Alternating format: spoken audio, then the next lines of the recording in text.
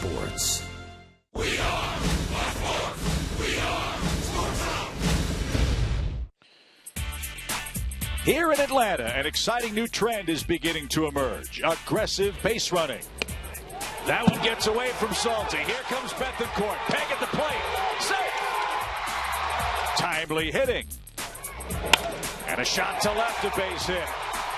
2 pitches, 2 hits, 2 runs are in. It's 3-1. And a nearly flawless bullpen has the Bravos off to a flying start in 2015. Tonight, the Braves look to make it a perfect 5-0 against the ice-cold Marlins, who are desperate for a win. It's Atlanta Braves baseball live from Turner Field, and it's next on Sports South.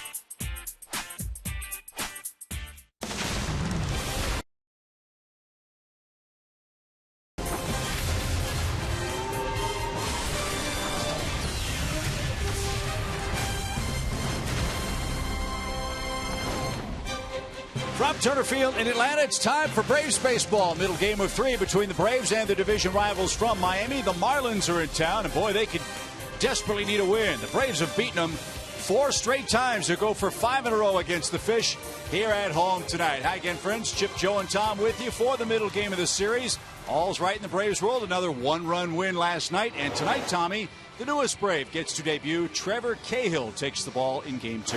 Yeah, for Trevor, this is all about a change of scenery. He wants to start over, turn the page on what's gone on the last couple of years, and get back to being that guy that won 18 games a few years ago and made the All-Star team. He's got dominant stuff. He just hasn't had dominant results the last couple of years. Perhaps being under the tutelage of Roger McDowell, who has had a knack for turning guys around, will change all that. And certainly pitching with a defense behind him that's been as good as the Braves has been is going to help. And it probably doesn't hurt either, Joe, that he's facing an offense tonight that's had a real hard time scoring runs. Yeah, and I agree with you. The improved defense behind him will make a big difference for Cahill. Also tonight, something that'll help him, Christian Yelich is not in the lineup. He got scratched from the Marlins lineup late with a bad lower back, something that put him out of the lineup some last year. Ichiro Suzuki gets the start in left field, so we'll see how that plays out for the Fish, who, as you said, are having trouble scoring runs. Looking forward to seeing Trevor Cahill debut with the Braves, and when we come back, we'll talk about the Atlanta bullpen. Let's not forget how great the relief corps has been. Christina Fitzpatrick will break down the incredible bullpen numbers for the Braves in the season's first week when we come back to the TED after this.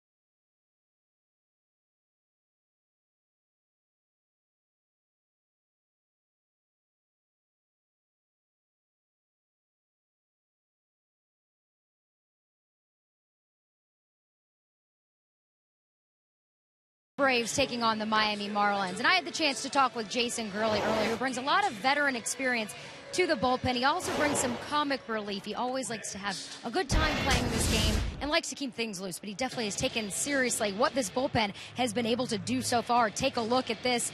They've got a .74 ERA and relief, the best in the NL. Also 10.7 strikeouts per 9 innings pitched. That's third most in the major leagues. And I talked to Gurley about the makeup of this team and just how hard these guys have worked to be successful so far.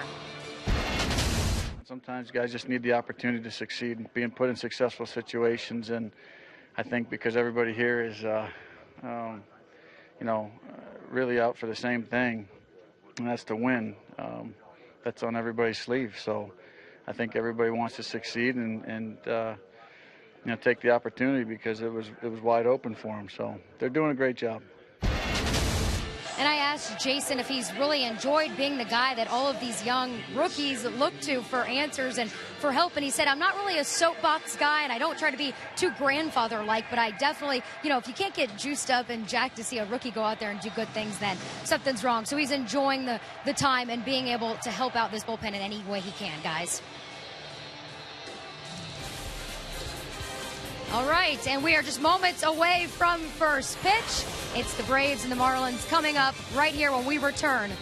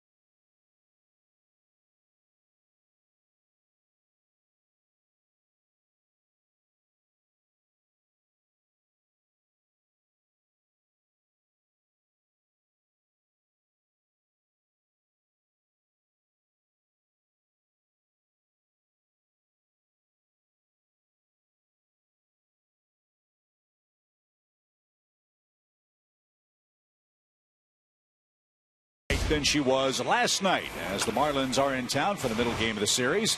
As Joe mentioned, one major lineup change. D. Gordon leads off, but then it's Ichiro, 2,846 major league hits. He'll bat in front of a slumping Giancarlo Stanton. Martin Prado is the cleanup man. Morse Ozuna, Salty, Echeverria, Tom Kohler rounds out their Academy Sports and Outdoors starting 9 tonight. And they'll be facing Trevor Cahill. You see here in his career, 7th season, 170 starts. 64 and 69 record with a 4.07 ERA. Like we said in the open, all-star, 18-game winner. That's what he's looking to get back to here in Atlanta. Well, let's hope that happens tonight, beginning tonight. His 4 keys to pitching success. Number 1, he does have a good sinker, and he's got an excellent changeup, and he has better defense behind him to utilize those pitches. Much better than he's been used to the last 2 or 3 years. So let him put it in play and take your chances, Trevor, with this good infield defense behind you. He's facing a Marlins club that is next to last in the league in batting average and runs scored. And the Marlins scored a grand total of 20 runs. In his first pitch, in for a called strike to D. Gordon.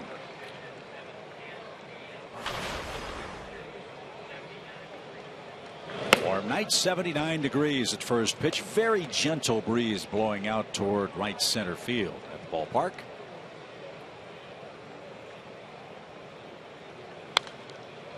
Right in on the hands for D. Gordon. A ball and 2 strikes. Gordon had a hit, a walk, and a stolen base last night for Miami. He's got a 6-game hitting streak against the Braves working. And he reached out, poked that one to the left side. Tough play. Got to hurry. And safe. Gordon legs out an infield hit.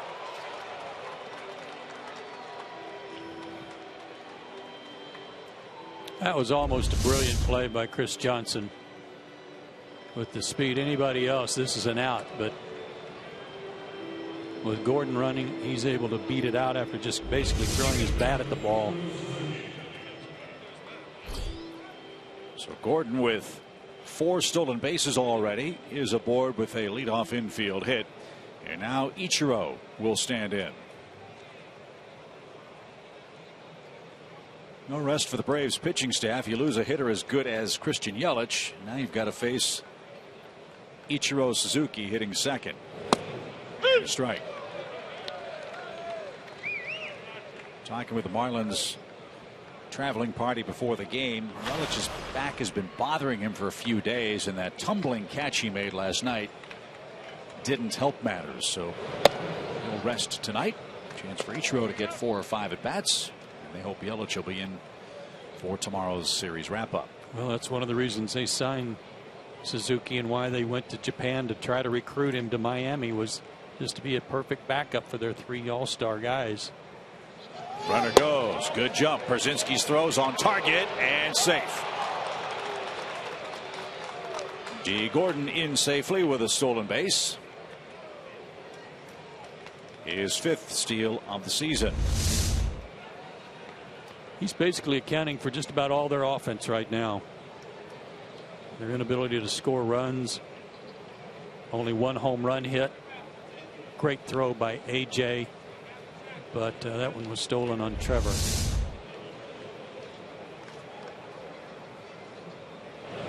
Ichiro showed bunt, and that's across the shoe tops. 3 balls and a strike.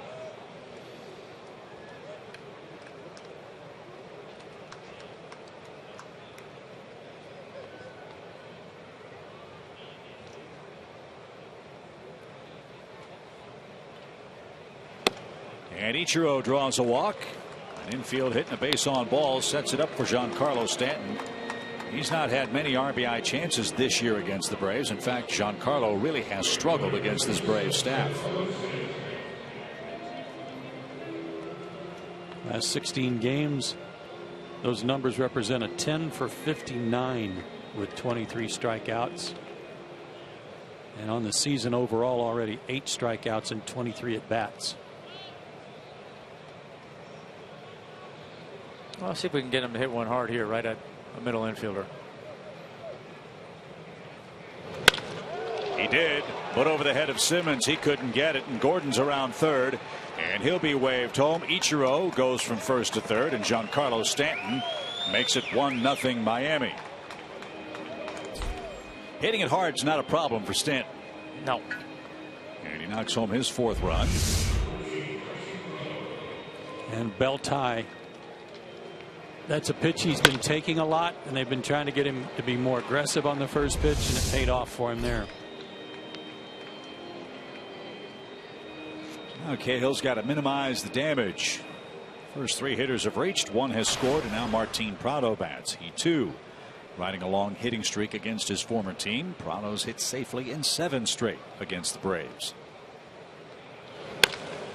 And a fly ball well hit toward left. And the grab made out there by Kelly Johnson. Ichiro will tag and score. A sacrifice fly makes it 2-0 Miami. Stanton holds at first, and there's 1 man out.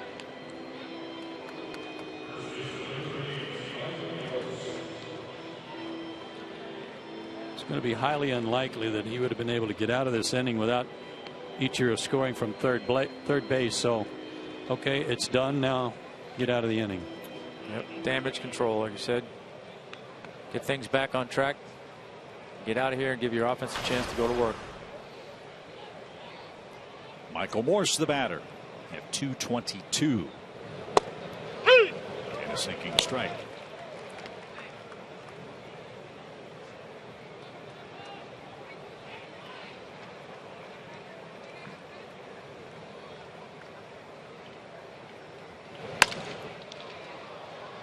That's out of play to the right, and Morse behind. 0-2. Last year, Garrett Jones was the everyday first baseman for the Marlins. He's now a Yankee. Michael Morse has stepped in to play first base. And the Marlins infield defense has been very good so far this year. In fact, they're the last major league infield defense yet to commit an error this year.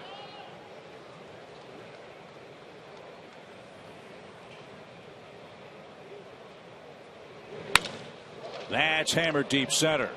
Long run. And Young can't get it.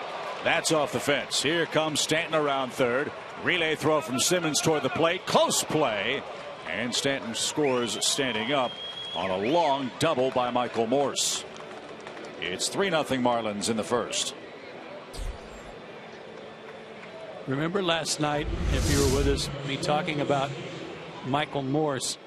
Even when he collapses on that back leg, and that was a pitch he had to kind of reach and go down for, he still got great power, and it was demonstrated right here, and almost a great play by EY.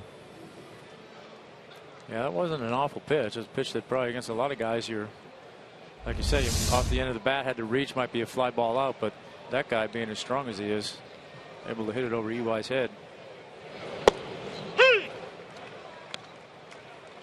And it's begun to rain. Here's Marcell Ozuna. 3 runs, 3 hits, 1 out. This all started when D. Gordon threw the bat at the ball and legged out an infield hit. A walk, a single, a sac fly, and that double to center has plated 3 for the Fish.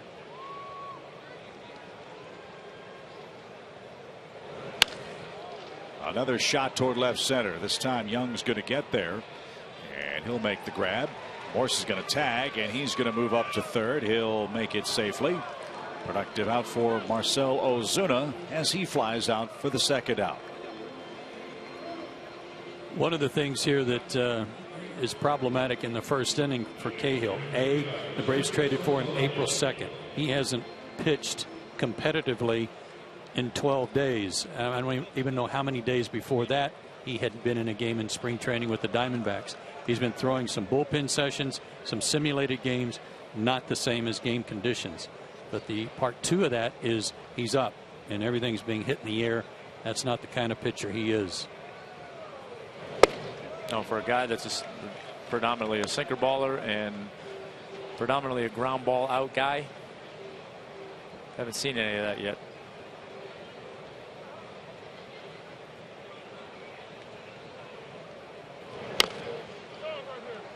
Saltalamacchia 0-2. Mentioned the sprinkles, Chip. The wind just shifted too. It's blowing straight out.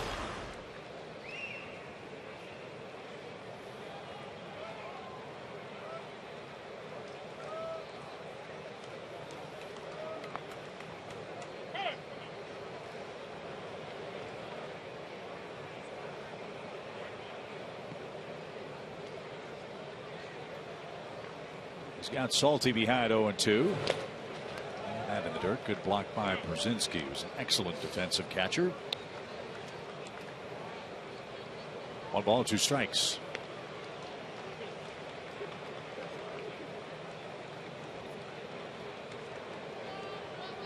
Braves haven't trailed much this year. I think only once. Yeah, the only game they lost, right? Yeah, it was the Mets. They'll try to come back today. That's in the dirt as well. 2 balls, 2 strikes.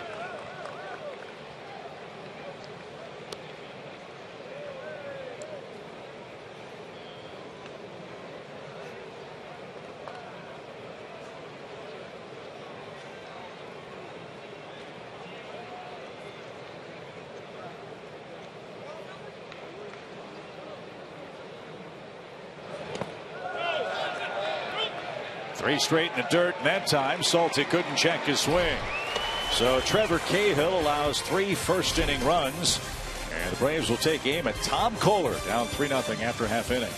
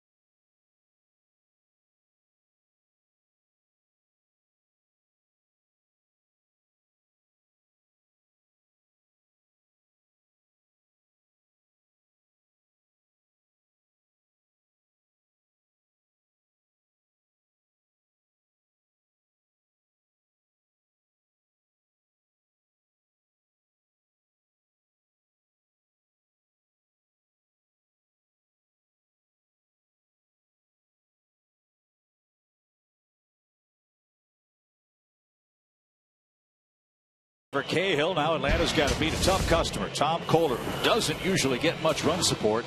He's got 3 to play with tonight. The Braves Academy Sports and Outdoors starting lineup features A.J. Pierzynski, who had the game-winning home run against Kohler down in Miami as the Braves completed a 3-game sweep at Marlins Park. Pitched a good ball game down there. You see his last 5 starts against the Braves. 0-2 with a 2.8 ERA. This 2-run outburst for him in the first, or 3-run, excuse me, outburst for him is, maybe it's something that'll throw him off a little bit. He hasn't seen a whole lot of runs when he's playing the Braves. Marlins have scored 9 runs total for Kohler in his previous 5 starts head-to-head against Atlanta. Fastball 90 to 94. Good curveball, excellent slider.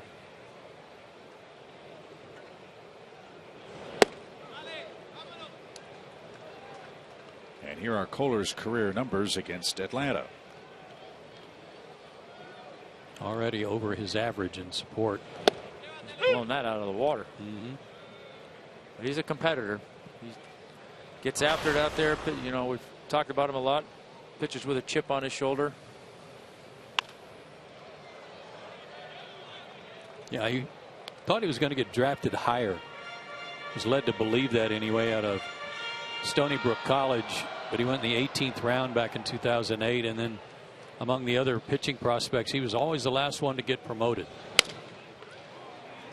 It's out towards second where D. Gordon makes the play. 1 out. The Marlins infield defense has been terrific. Here's how they line up behind Kohler. Prado, Echeverria, D. Gordon, Michael Morse, Saltalamacchia back behind the plate. Ichiro for Yelich in left, with Ozuna in center, Giancarlo Stanton in right. And here's the man we featured on Braves Live, Alberto Callaspo.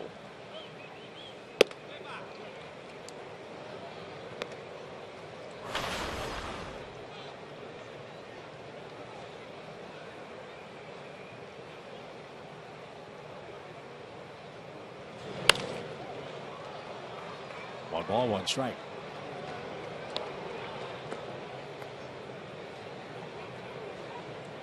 If there was one player right now offensively that would symbolize the new approach for the Braves, I think this is Exhibit A. Puts it in play. Echeverria at short. Gathers and guns to first in time. Callaspo has yet to strike out in 18 at-bats so far this season. And he's out number 2 for Nick Markakis. And only once in spring training.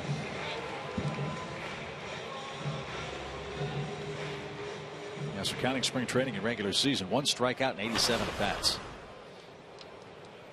And that note we had on Braves Live that strikes out 1 every 11 plus at bats. That's the best among all active hitters in the big leagues. Markakis, a line drive on the first pitch. Ichiro over quickly, slides to a stop, knocks it down. Markakis on his way to second. He'll stand with a 2-out double.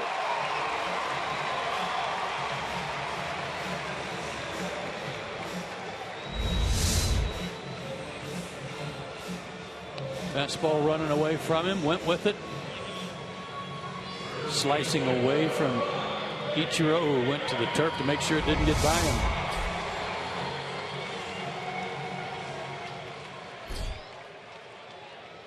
A nice 2-out run to get back.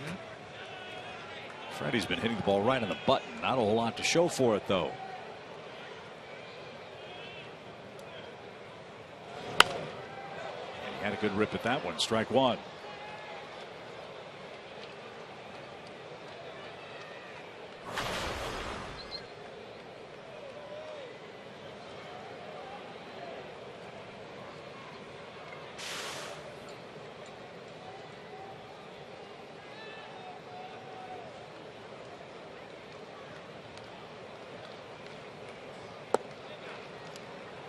That's low. Even count. Talked a lot about Freddie Freeman's real problems against the Marlins pitching staff last year. So far this season, 5 hits and 16 at bats with a couple of RBIs.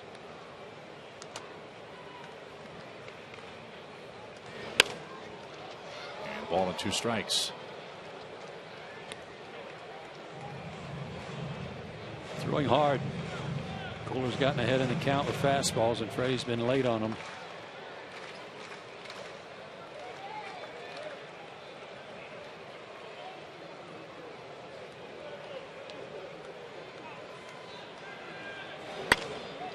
To center.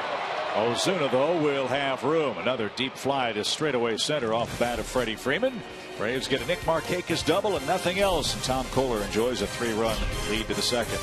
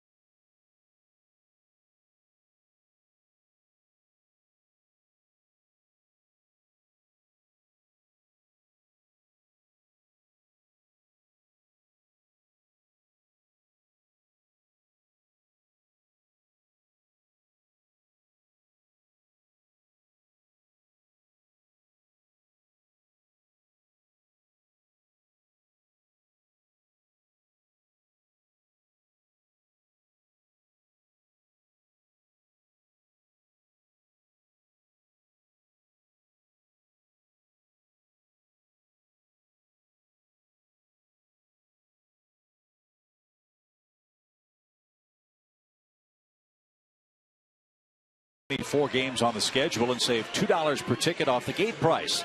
Custom build your 4-game plan or select a popular plan like the bobblehead, fireworks, Saturday night out, or Sunday family 4-game plan today by visiting Braves.com/4game.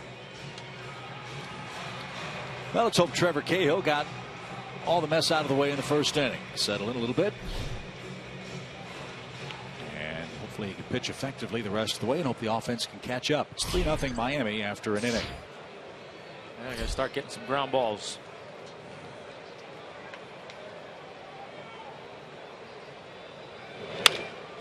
He did, but it's right back up the middle. 4th Marlins hit. Echeverria now with 4 hits on the season. He had 1 hit coming into the series.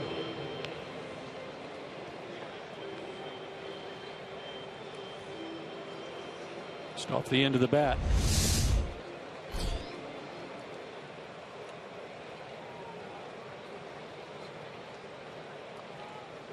See what Kohler has in mind here. He shows bunt.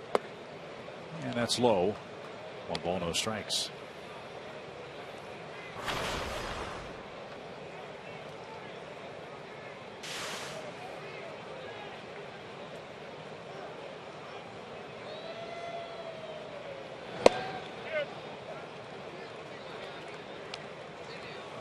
.6'3", 233 pounds out of the Bronx.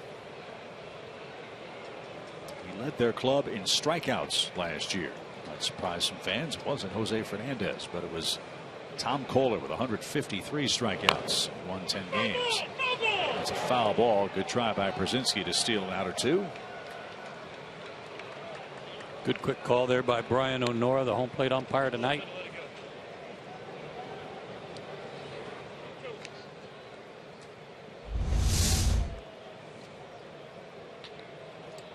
Hit in front of the plate, but then was spinning backwards.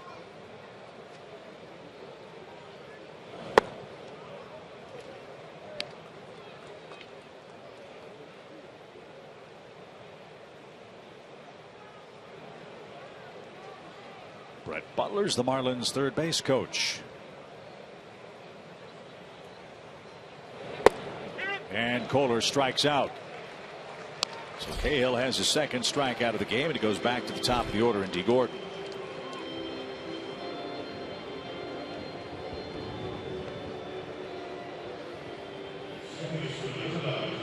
Kohler won't be happy with that effort at the plate.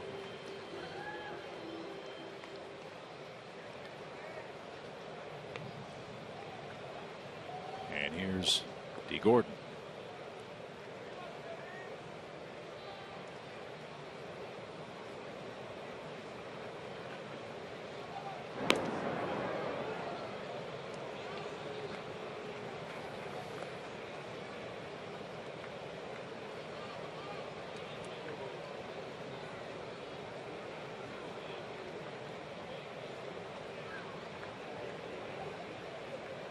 Big lead by Echeverria from first.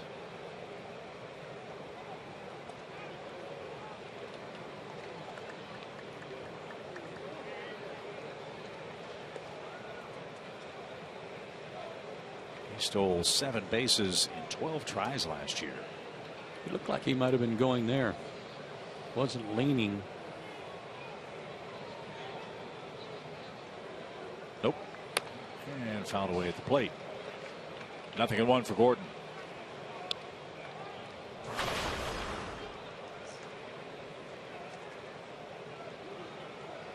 Rough start to the season for the Marlins. They enter play today 1-6, as we mentioned last night, and down in Miami. The Fish were a popular pick to be a National League playoff contender. They very well could be. But this is a critical road trip for them. Starting 1-5 at home, the Marlins are beginning a 3-city road trip. 3 in Atlanta, 4 against the Mets, where they'll run into Harvey and DeGrom. Then they go to Philadelphia for 3 games. And they come home and face the Washington Nationals. So they will be tested quickly. Got to hurry on this turn. There's 1 and 2. Double play. There's the ground ball that Trevor Cahill was looking for in the first. He got it in the second. Nothing happening for the Marlins. And A.J. Brzezinski will go to work first. Miami 3, Atlanta nothing in game 2.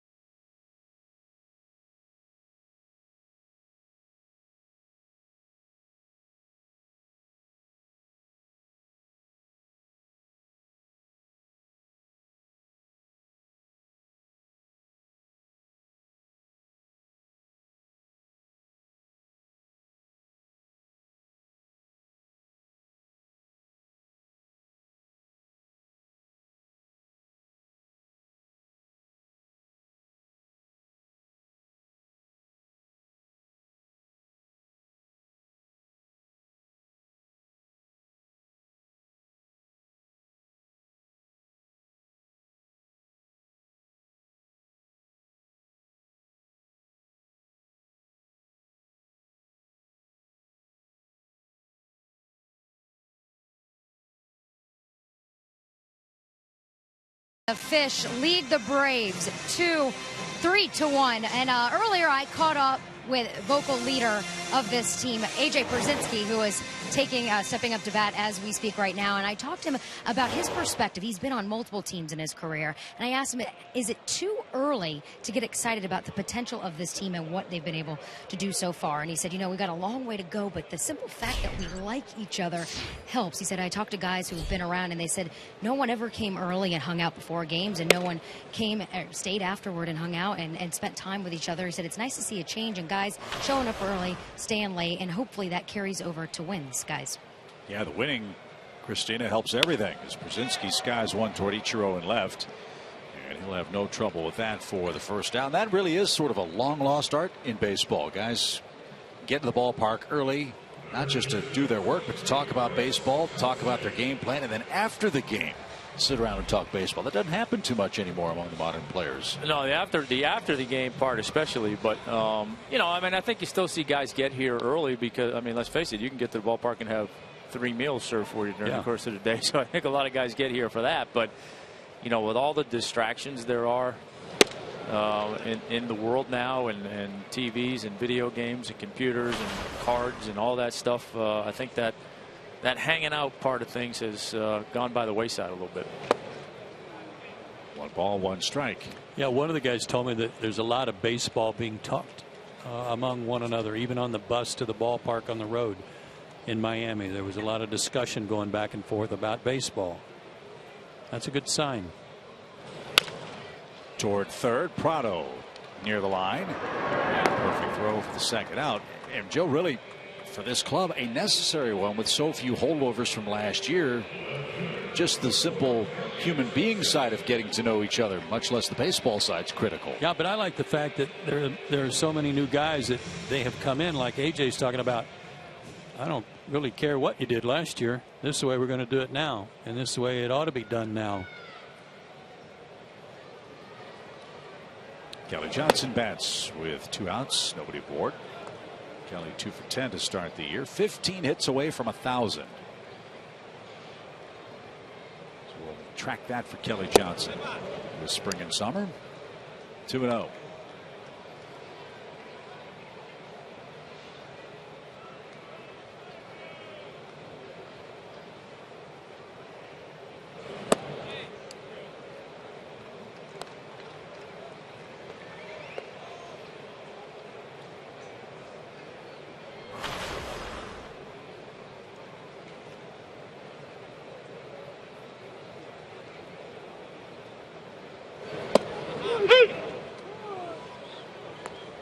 Taking all the way, 3 balls and a strike.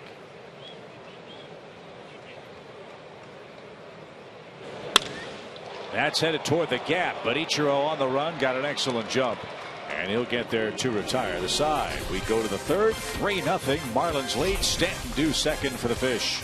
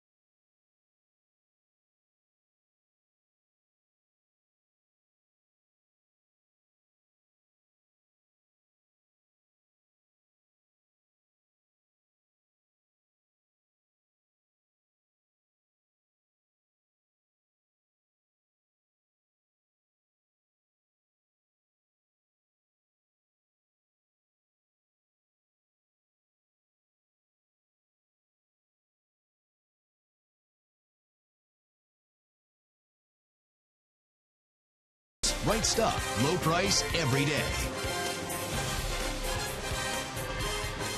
Big first inning for Miami. They scored 3 runs off Trevor Cahill. Ichiro walked and scored the second run.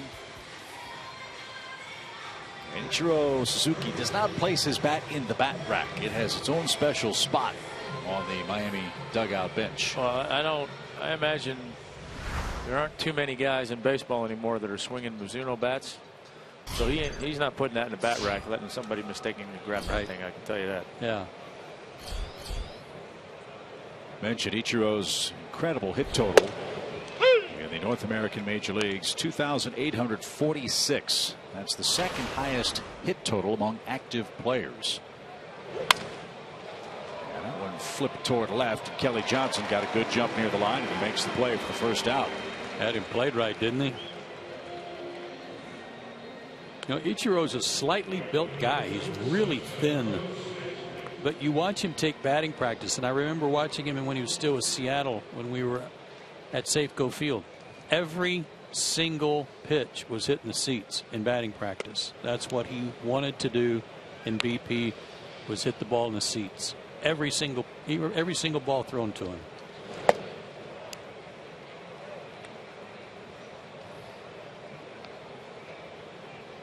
And back to its spot goes the bat. If it goes to timeout, if it makes an out, does he? I was just going to ask that. He made an out. I wonder if it moves. He's got to change spots. Here's Stanton, a rope and an RBI his first time up. Rare productive at bat for Stanton against the Braves pitching staff. Really held him down.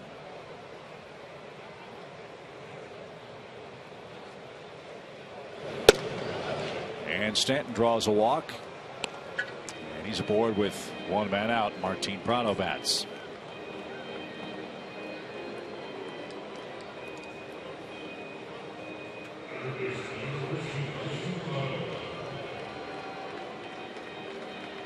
Martin's in the RBI column. Sac fly back in the first.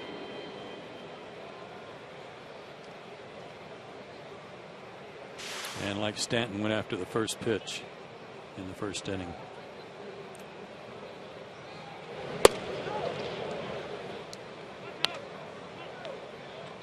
Ball 1.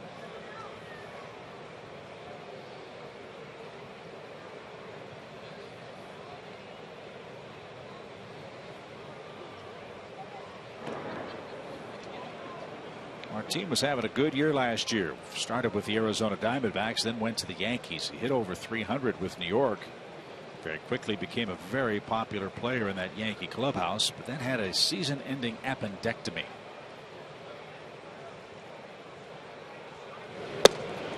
Yankees needed some pitching. They got Nate Eovaldi. Prado came down to South Florida.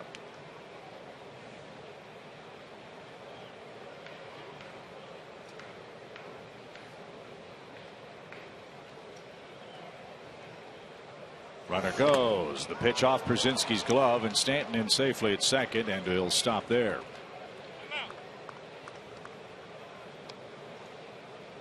I would say that trade has a possibility of being beneficial to both clubs. I like Nathan Eovaldi a lot. Like Kohler, he's a guy that didn't get much run support, but he's got an excellent arm, and change of scenery might do him some good. And certainly Martin Prado, we know what he can do for a ball club. The other part of that trade for Miami was David Phelps, who, with Henderson Alvarez on the shelf with a balky shoulder, Phelps is expected to join their rotation. He's not with the team. He's on paternity leave.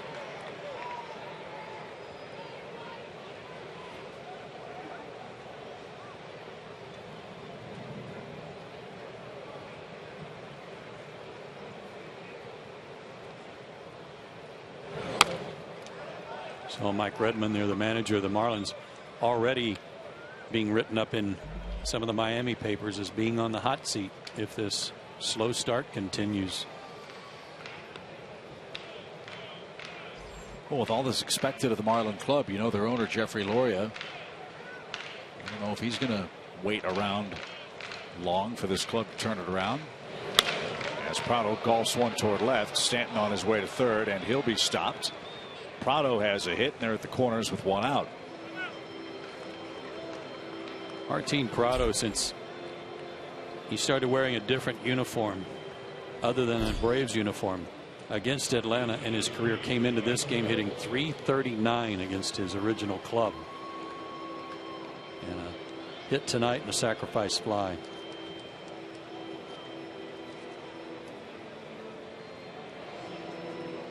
So far, Cahill's not fooling many of these hitters. 3 runs on 5 hits.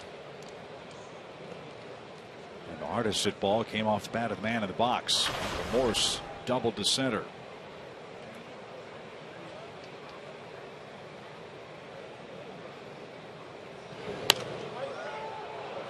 Straight back foul, strike 1 for Morse. You know what they're doing? To me, it's a lot like the Braves last night against Latos.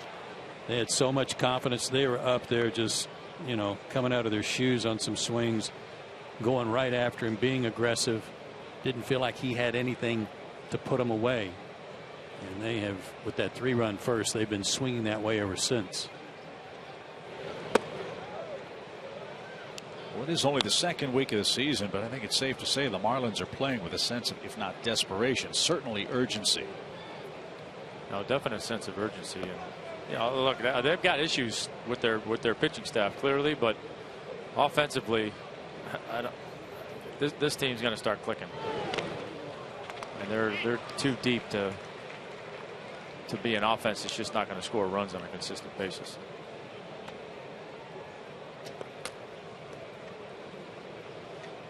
Another nice stop by Krasinski to keep the ball from getting by him.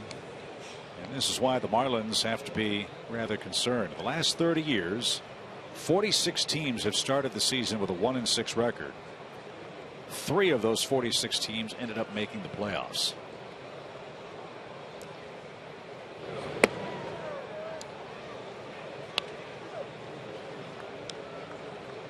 We'll talk about that graphic again from the Braves' perspective too, because I think many thought the Marlins would start 1-6, and I think very few people thought the Braves would start 6-1. But that's the state of play here on April the 14th. 2-2 pitch, hit him.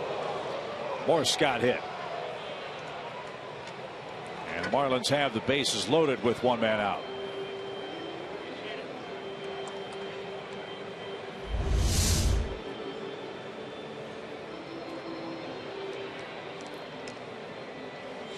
Right off the elbow guard.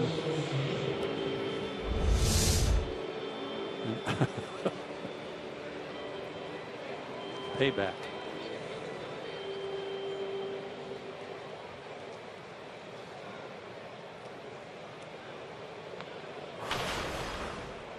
So the bases are loaded, and Marcell Ozuna, he fly to center. Back in the Marlins first. Action's begun in the Braves bullpen. Strike.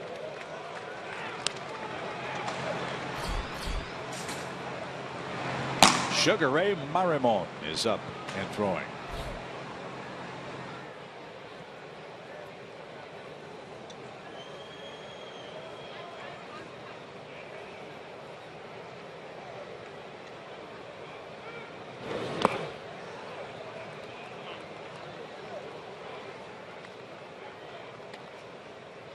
Right now, Trevor Cahill is kind of caught in between.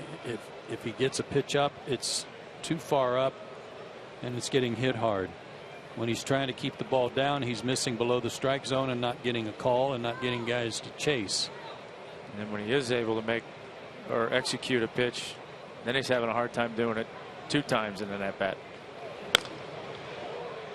Yeah, that's part of the struggles, obviously, that he's had, but that's also part of the struggle of not having been out there in competitive baseball. You know, you can throw simulated games all you want, or simulated bullpens, and it might seem like you're making good pitches, but then all of a sudden you get in the game and it's you know, those strikes are catching a little bit too much of the plate and they're getting hit, or those pitches that you're trying to make as an out pitch, you're either hanging them or they're finishing off the plate, like you say, and it's you know, it's a process. Krasinski can't find that, and he kicks it to the grassy area in front of the Braves on deck circle, and no advance. Well, that was a great break. Number 1 is a good stop, but going to hit part of his equipment for him to be able to find it. And that was right off his knee. That could have gone anywhere.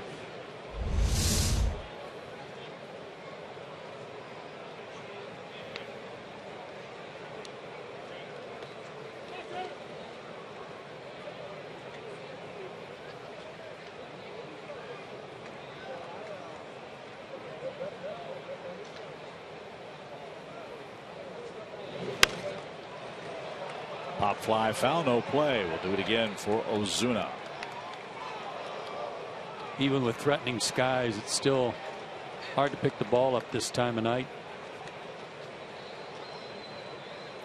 We'll see if that becomes an issue. But we talked about Ozuna and his problem with curveballs last night.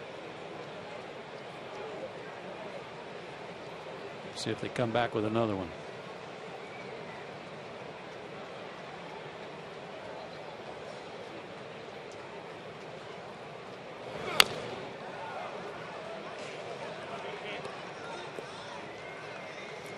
There's a lot of drying agent on the field.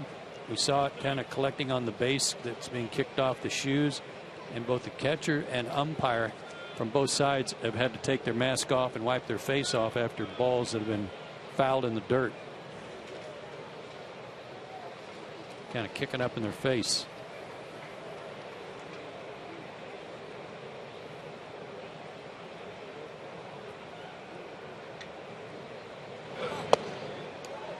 Breaking ball, but it missed badly. There's no place to put Ozuna. A full count, bases loaded, 1 out. Got to throw the curveball again. Just make a better pitch with it.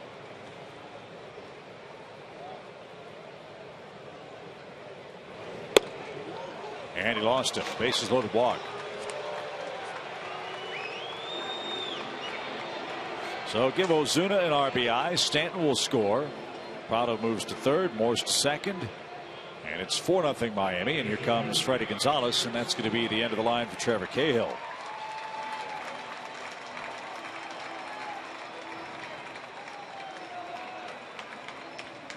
.57 pitches for Cahill over 2 innings and 1/3. 4 runs across so far with 3 walks.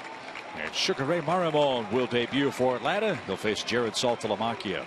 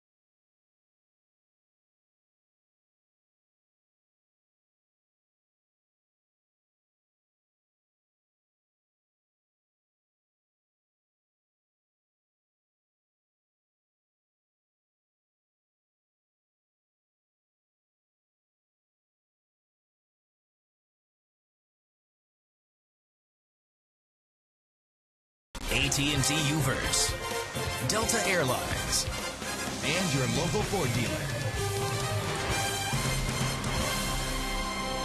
Well, Trevor Cahill's debut with the Braves didn't go as he would have hoped. 4 runs across for the Fish so far. And he departs with 1 out here in the 3rd inning. Time for our AT UVerse trivia question. Ichiro Suzuki is one of 2 current players with 1,800 or more hits and fewer than 1,000 strikeouts. Name the other player with those 2 categories. 1,800 or more hits and fewer than 1,000 strikeouts. Miguel Cabrera. Oh, it's National League. Did that say National League? I was thinking Albert Pujols too. Or Victor Martinez, who never strikes out, but I don't know if he's got that many hits. Well, here's Sugar Ray Merriman. His Braves debut. Throwing him right into the fire. Not exactly the situation you probably want to make your debut under, but see what he can do. Jared Saltalamacchia is the batter. And first from Sugar Ray is low. 1 ball, no strikes. McCurahan came in the other day with bases loaded, nobody out, to make his debut.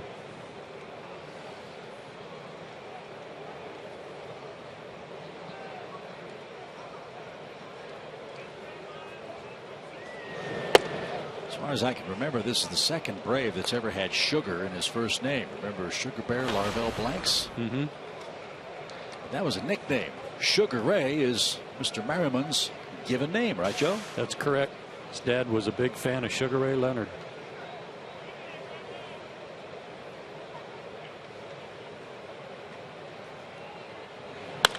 Saltalamacchia cracks one down the right field line and out of play, foul.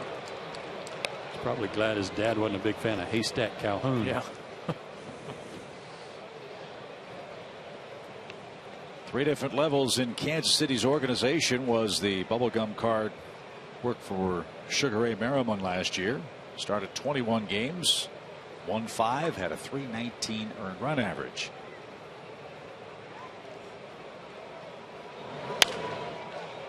And a 93-mile-an-hour fastball is swung on late.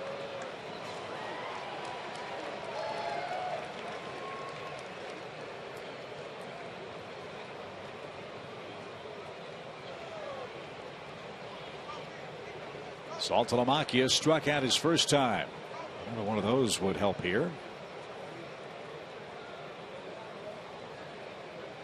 And a tapper foul. 94 on that pitch. Had some movement on it.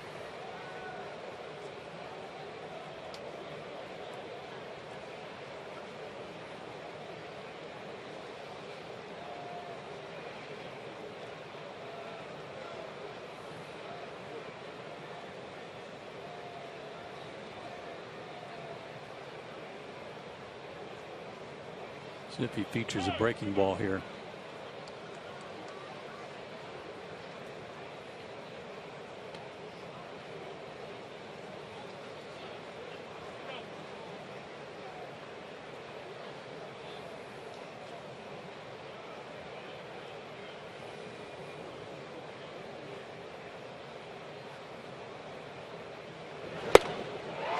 How about a 93 fastball right down the plate? He missed it.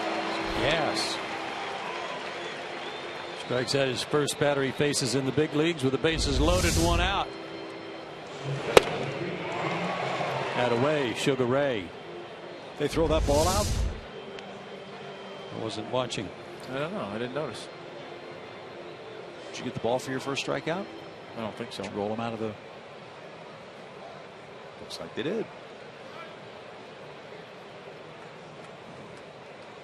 So Sugar Ray strikes out Salty for his first big league out. Here's Echeverria.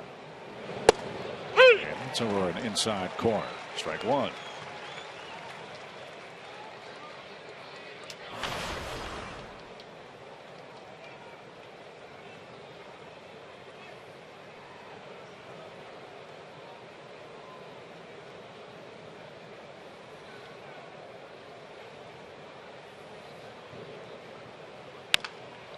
Slow roller toward short. Simmons has it and has to hurry. Echeverria is the final out. Welcome to the big league, Sugar Ray Merriman. Nice job.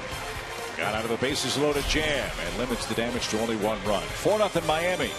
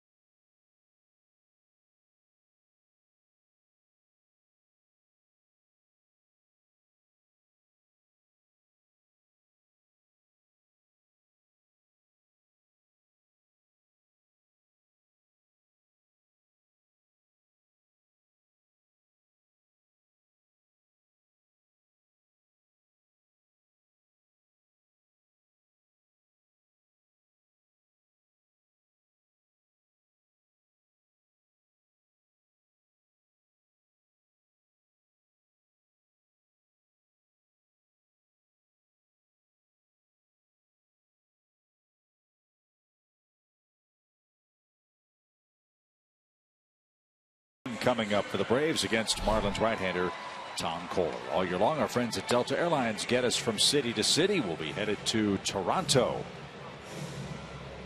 on the off day. Braves have a 3-game set with the Jays, then 3 with the Mets, then 3 on the road with the Phillies. Matt is back home for our first look at the Washington Nationals.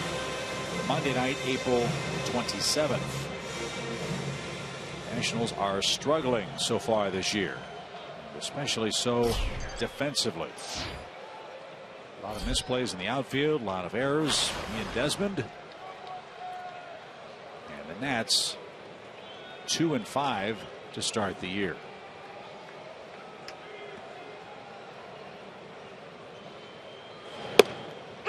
Strike one.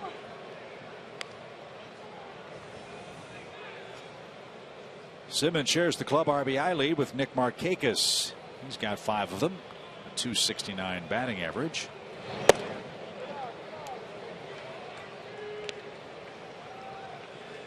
And his 3-game hit streak interrupted yesterday with a strikeout and 2 groundouts.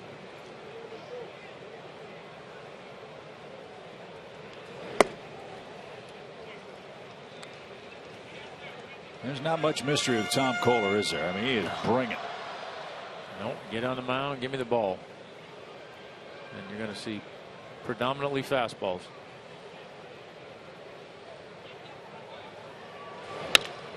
Up the middle. D. Gordon to his right. Sliding stop. Pretty play, and Morse the scoop at first.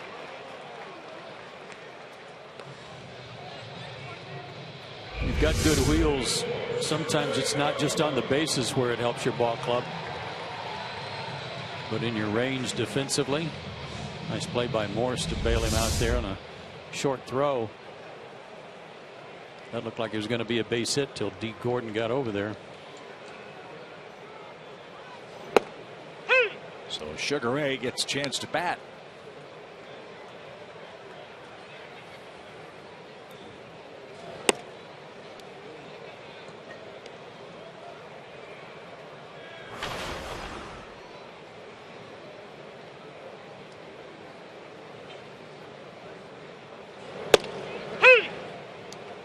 Two.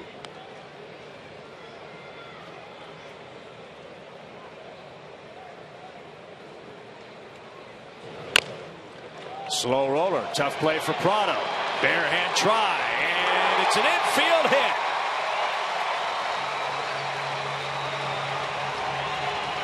Have yourself an inning. First big league strikeout. First big league hit. All out of the way in your first big league game. 20 years from now, that's going to be a line drive base hit. 20 hours from now. Yeah, probably. Yeah.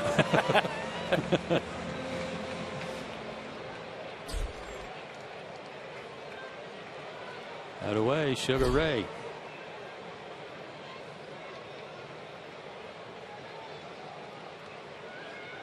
So Eric Young Jr. bats. He grounded out his first time. Morse won't hold the pitcher at first. And Eli skies it out of play, foul. Strike one. So he's already got some bragging rights on his second cousin, Julio Teheran.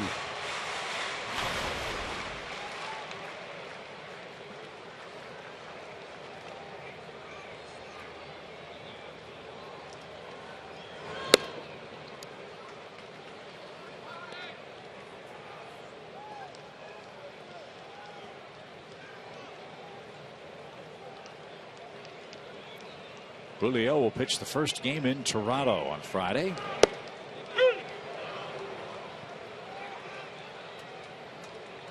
One ball and 2 strikes.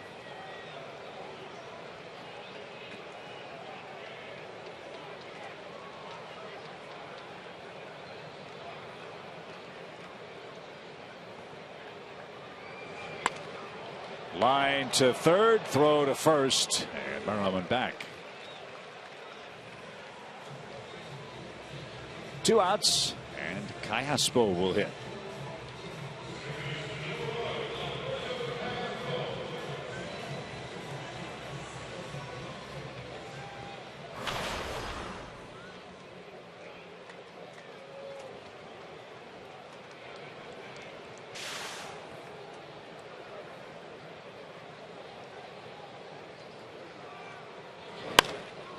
popped up. Echeverria at short. As Joe said, tough sky, but he's there to make the play. And that'll take care of Atlanta.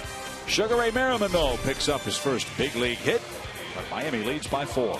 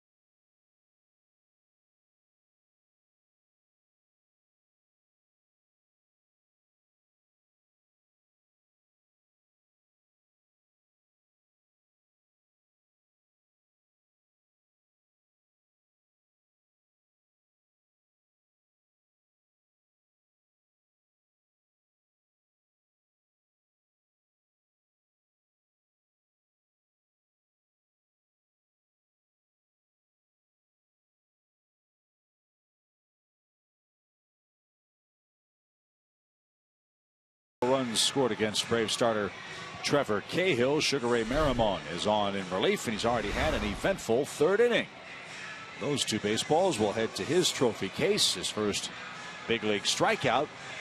And this highlight, our great clip of the game. Just pounding the strike zone on him with fastballs, and then thought he'd make him look bad with a slider, and it cost him a hit. Runs good too. Yeah, I'm not going to throw the athlete tag on him yet. I don't know him well enough yet, so we're going to have to wait and see on that. No, I'll hold back. Yeah, I'll hold back. Okay. Who was your first big league hit against, Tommy?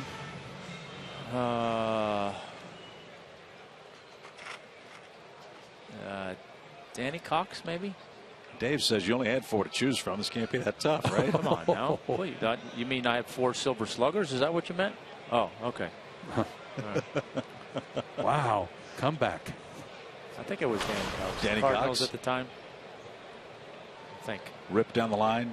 I think it was a ground ball up the middle. Yeah. Turf hit. Oh, at the old ballpark in Yeah. St. Louis? Yeah. 8 bazillion degrees. Yeah. Joe? Your first? I've forgotten. Oh. Left-hander. San Diego. At Jack Murphy Stadium. Strike 3 to Kohler. Merriman's got another strikeout. Retired all 3 hitters he's faced so far. And 1 man down. There you go. Yeah. There's 1 of 4.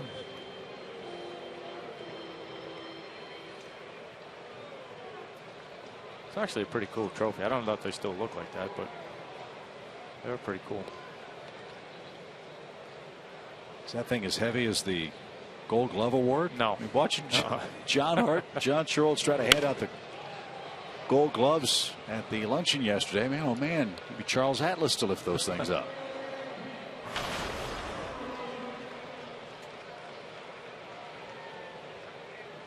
E. Gordon got the game started with a slap hit. I mean, he threw the bat at the ball and beat out a great try by Chris Johnson, who leaps at that slashing attempt, and Gordon has another hit. Who does this remind you of? Brett Butler. Sure does. That swing, especially with the third baseman pulled in.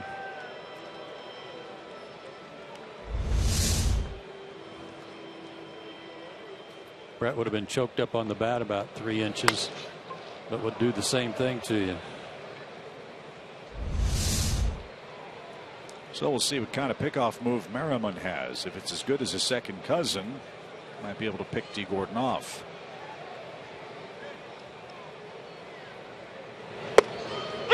A strike to Ichiro. It's pretty quick to the plate, too.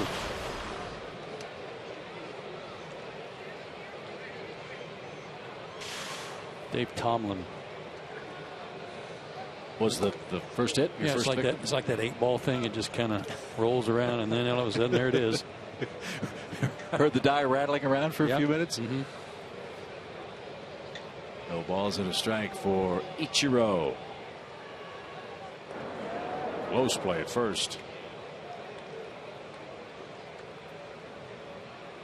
Only Alex Rodriguez has more hits among active players than Ichiro.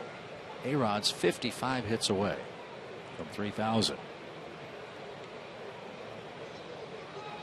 0-1 pitch. Runner goes. Good jump. Pitch a strike. Throw to second is high and late. And D. Gordon has another steal. That gives him 6 for the season. He had 64 last year with the Dodgers.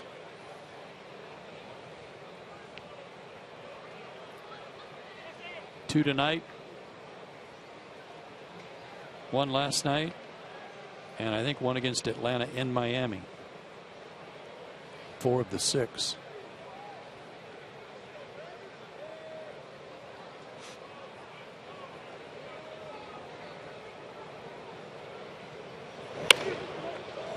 Line foul, out of play. No balls, 2 strikes. D. Gordon's had some real good tutors, not the least of which right now is Brett Butler, who's really going to refine his bunting and especially his swing with less than or with 2 strikes, just putting the ball in play. But from a base running standpoint, Evan Davey Lopes helped him with his base stealing last year, the last 2 years in L.A. For what he brings to the table, Gordon couldn't have 2 better guys teach him. And there is still some education that needs to happen. We told you last night, D. Gordon didn't play baseball in high school until his senior year at Avon Park High School.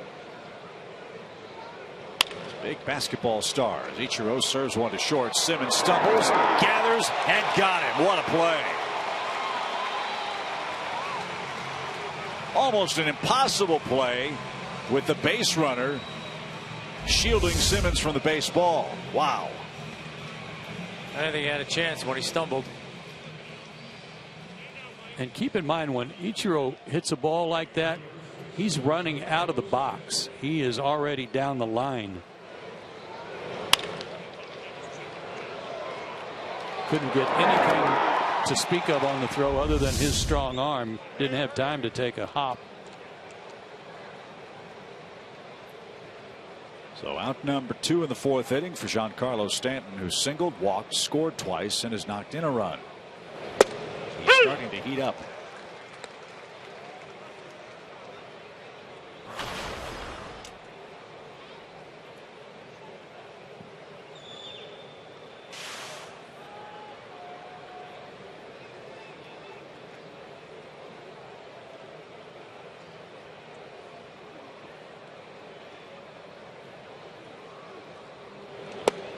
You know how Freddie Freeman has come to be known as a first pitch fastball hitter, first pitch hitter, and he's got a pretty good average to back it up. It forces a pitcher, I'm guessing, Tom, back me up here, to think, okay, I can't just serve a first pitch fastball in there for a strike. I got to start working this guy from the get-go. No, I mean, those are the guys that I talk about that, you know, kind of the red flag guys. The minute they get in the batter's box, it's an 0-2 count because you know they're swinging. So yeah. There's no, hey, here's a get me over fastball to get ahead in the counter, or get me over breaking ball. Those guys, they get in the box, they're hacking. So you gotta make 2 strike pitches right away. Ground ball served to the right side by Stanton, and here comes Gordon around third. Giancarlo Stanton with a page out of the Braves offensive playbook. Put it in play, filled the gaping hole on the right side of the infield, and makes it 5-0 Miami. You may not see him do that more than half a dozen times all year long. Just a 3/4 swing. But I think that was my point, talking about Freddie with regard to Stanton, that he takes so many first pitch fastballs right there that if he's more aggressive on that pitch, You put more pressure on the pitcher to make a good pitch, or it's 1-0. Absolutely.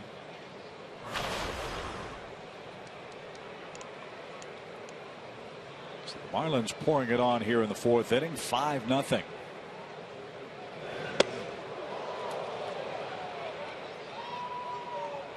Ball 1.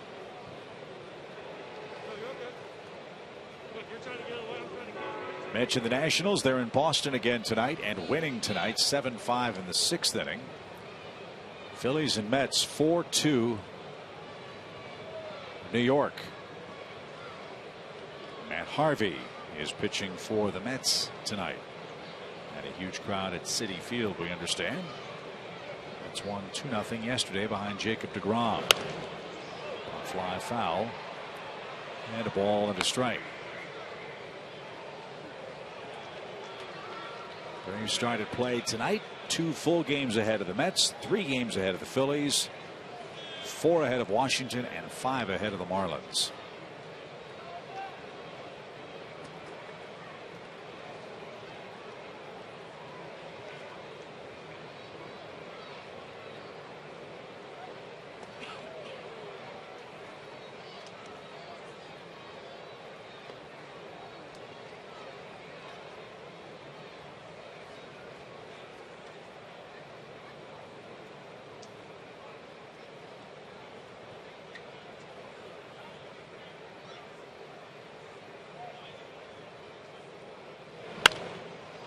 Fouled away by Martin. 1 ball, 2 strikes.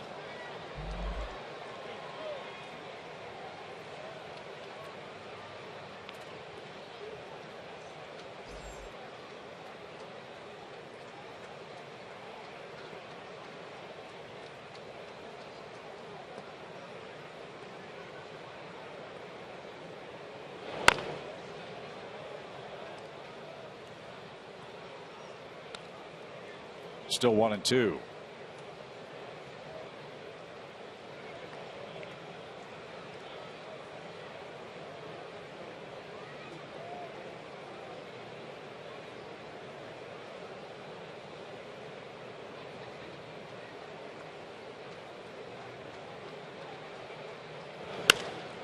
Popped him up.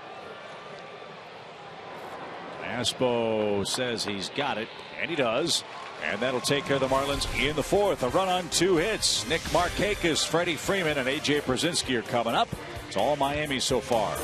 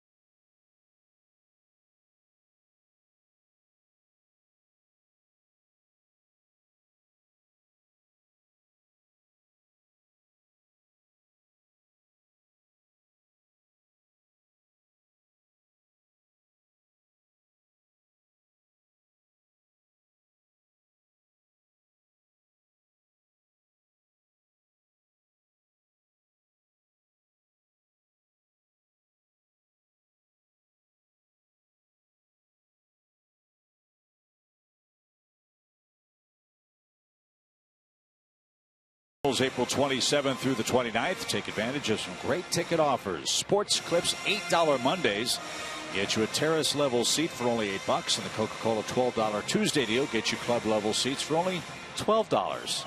Stands to reason. Visit Braves.com/specials for the lowest ticket prices and best deals for the 2015 season.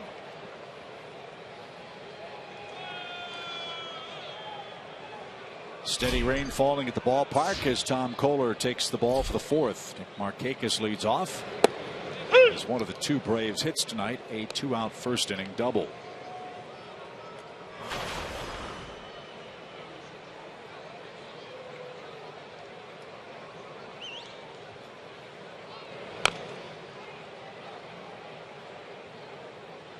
This may sound like a silly question, Tom, but I'll ask it anyway. For a guy like Kohler who gets so little run support, is this difficult for him to pitch with a 5-run lead now? Yes, because, you know, it takes you, it's almost like a closer coming into a game with a big lead. You know, when you're so used to pitching in games that are 1-run or 2-run, where, you know, literally one mistake can cost you the ball game. You know, all of a sudden you get in a game like this, and it's kind of like that negative Nelly that we all have in certain situations. You know, your mindset now becomes, instead of getting guys out, it's like, okay, don't mess this up now. They finally got some runs. Don't.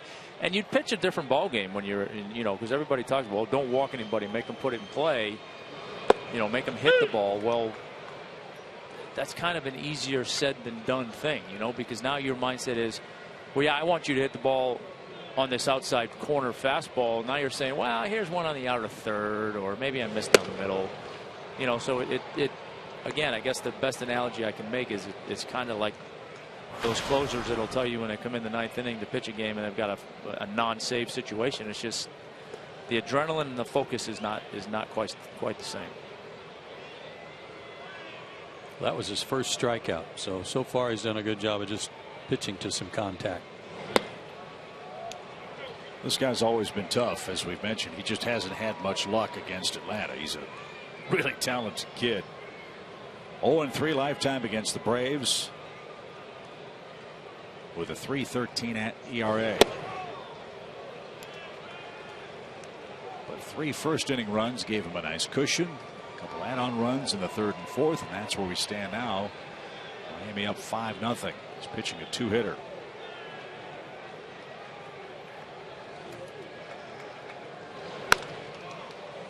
Yanked to the Braves dugout screen. 2 balls, 2 strikes.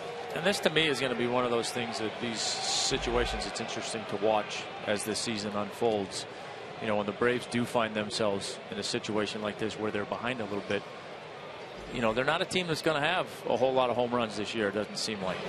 And they're really going to have to rely on getting back into these games where obviously they'll hit some home runs, and that stuff's going to happen a little bit, but you know, getting back in these games is going to be a little bit more of a challenge, because it's, you know, they're going to have to do it with, like we've talked about, that small ball mentality, which is a couple runs here, a couple runs there. That might be one of them. Stanton going back to the bullpen gate. Freddie Freeman has hit a solo homer.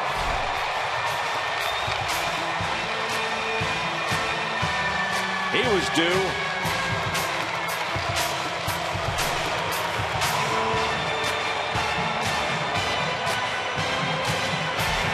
There goes the shutout. A solo homer for Freeman makes it a 5-1 game.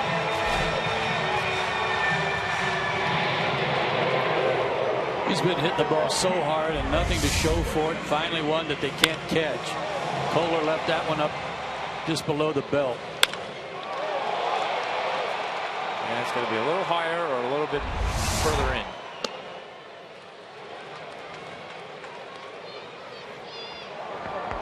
So that's a start. Still a lot of time left. Brzezinski took Kohler out down in Miami, and he strokes one deep toward right. Stanton's going to go to the fence. It's back-to-back homers. Like I said, no home runs. There it is.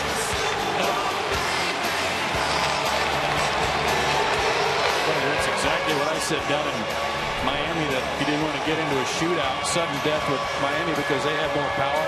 Boom, AJ hit one out. So we know what we're doing. Yeah. Reverse psychology. Oh, yeah. Change up. Boy, he's got such a short swing and always has had.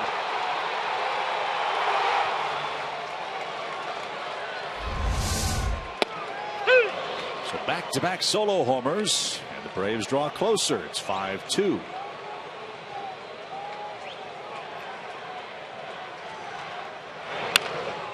Up the middle. Echeverria at short. That ball handcuffed him a bit. And he stuck with it for the second out. 2 homers this year for Brzezinski now. That gives him 179 for his major league career. Among left-hand hitting catchers, that's the 5th highest total in baseball history.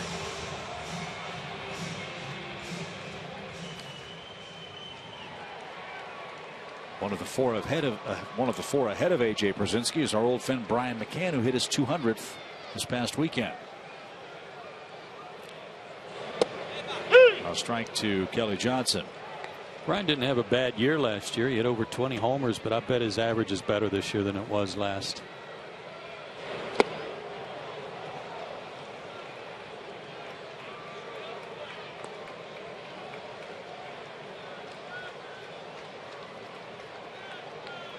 Kelly flied out his only time up. And he straightened up with a fastball.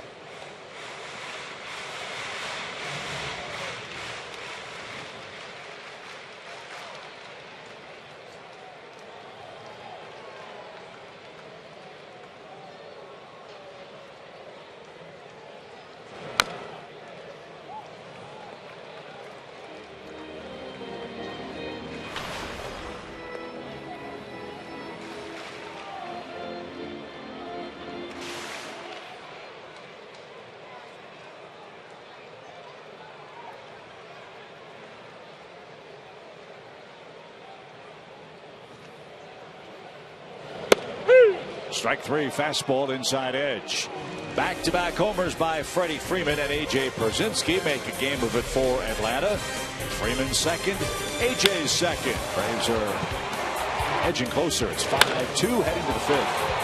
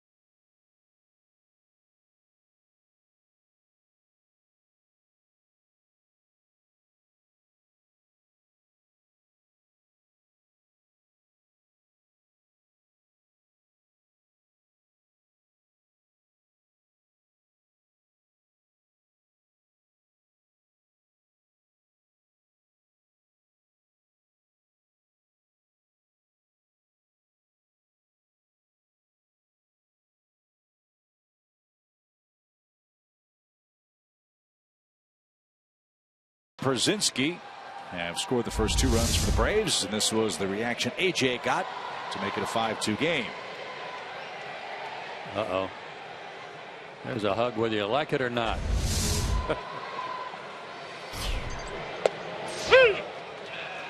That was one of Freddie's funny lines earlier this year. We asked him, you know, you're still going to be hugging the veteran guys like Brzezinski and Gomes, and he just sort of looked at us like, Gomes looks like he wants to kill somebody. I don't know if I'm going to be all that eager to hug him. Yeah, you don't look like you want to cross him. Line and caught it short by Simmons. Pump back line drive. Morse retired for the first time for out number 1.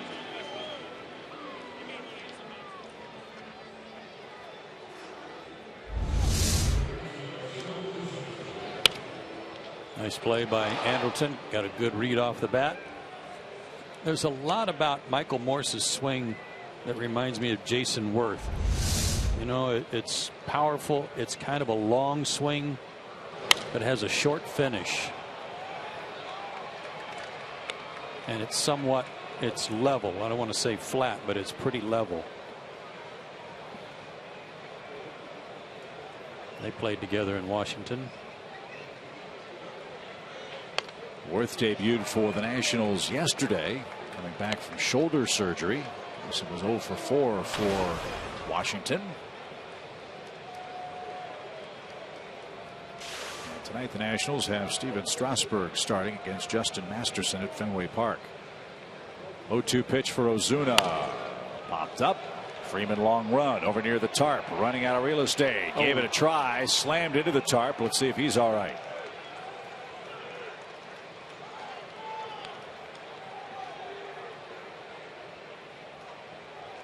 That hurt a little bit. Yep.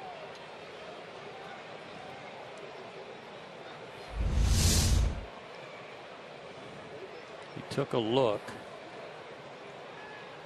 That left knee poked in there, and there's a nice changeup. 3 strikeouts for Merriman.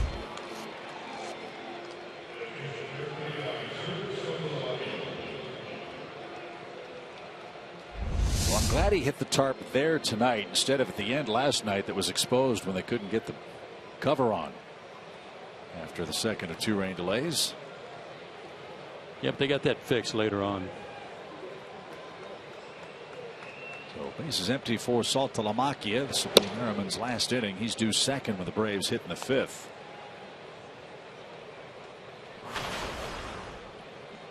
Salty off to a slow start at the plate. And 2 more strikeouts for him tonight. 1 swinging, 1 on a check swing.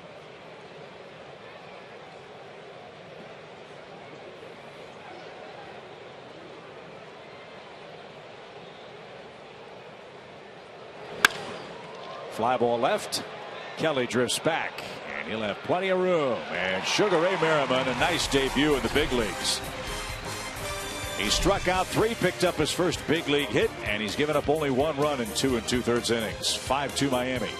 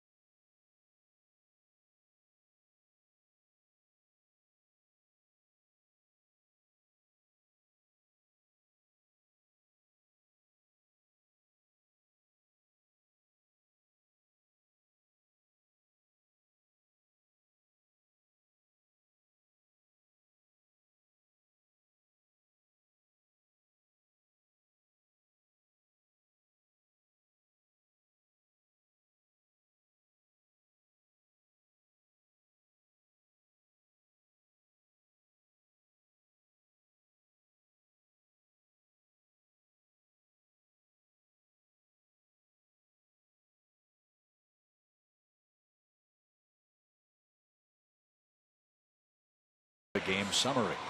Well, they jumped on Trevor Cahill in the first inning. 3 runs on 3 hits. Took him a little while to kind of get his bearings and wound up giving up 4 runs. Gordon and Stanton, 2 of the culprits, but Pierzynski and Freeman have gone back to back in the 4th inning. Get the Braves back in it. There's still a long way to go.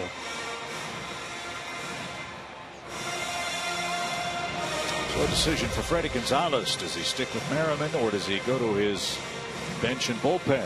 Looks like Merriman's going to stay in the game. Yeah, he's batting 1,000. How can you pinch hit for the guy? One of the guys that's a long reliever down there though is Cody Martin, and he wanted to try to stay away from Cody tonight if he could, so that might dictate Merriman staying in there. And he's got the bottom of the Miami order when we get to the 6th. Let's see if Simmons can start it effectively for the Braves. Wind blowing out, cooling off, rain is all but stopped, and a strike to the Braves shortstop. Beautiful play by D. Gordon, took away a hit chance in inning number 3 for Simmons.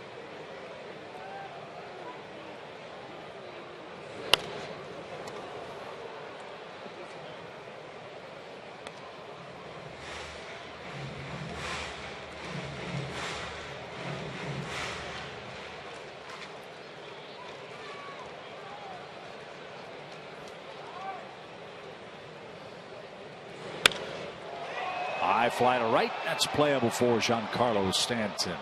He'll splish splash in the outfield grass. And there's out number 1.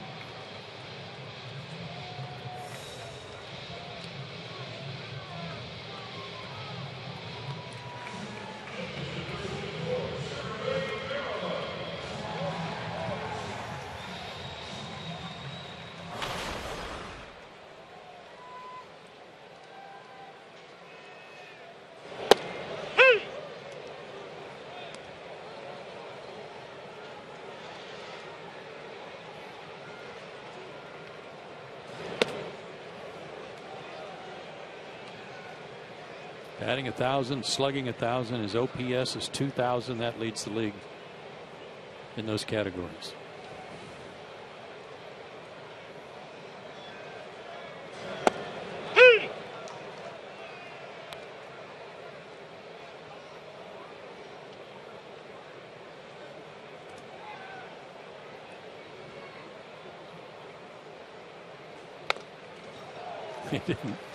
He didn't mess around with the slider that time. No. He got ahead. With Eric Young in harm's way.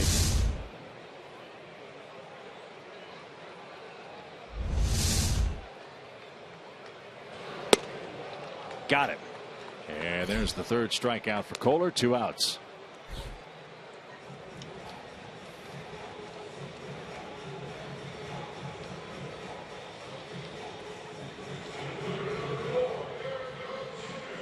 EY's 0 for 2. He's bounced to 2nd and lined to 3rd.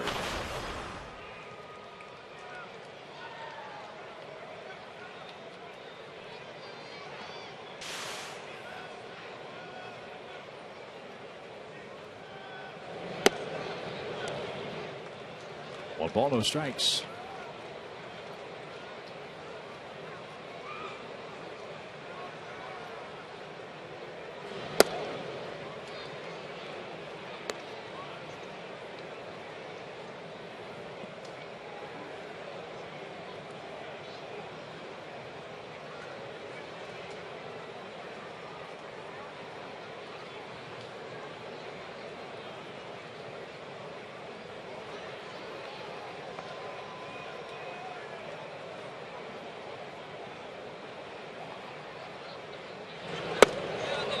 Momentary pause for Kohler as the rain started again. Off and on rain showers again at Turner Field. He's got to get another out for it to be an official game. 3 balls and a strike. Eric Young had about as good a round of batting practice today as I've seen in a long time, hitting left-handed. Last 5 or 6 swings of his group, he hit some ropes from about left center all the way around to the right field line, all of them fair and all of them rockets.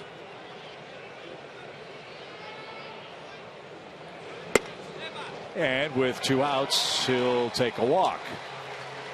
Well, he's aboard. Figure Callaspo's going to put it in play. If he can reach, then you've got Markakis and Freddie Freeman, where one swing could make things very interesting here in the home 5th. And with this rain, as soon as he records 1 more out, he'll have an official contest. And here's our Georgia Lottery hitting the jackpot. Alberto's done terrific work. He's got the start at 2nd base tonight. And that went shoulder high, ball 1. And again, if you missed it, leads all active major league players in averaging 1 strikeout every 11.2 plate appearances.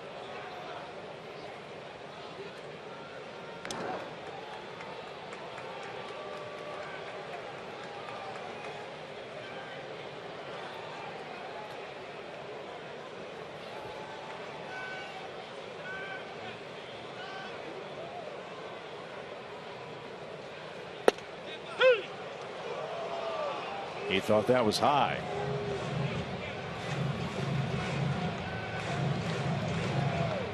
If you're ahead of Yadier Molina, Dustin Pedroia, Ichiro, and Albert Pujols in anything, you're doing something right. There you are. Handcuffed Saltalamacchia. Might have been crossed up.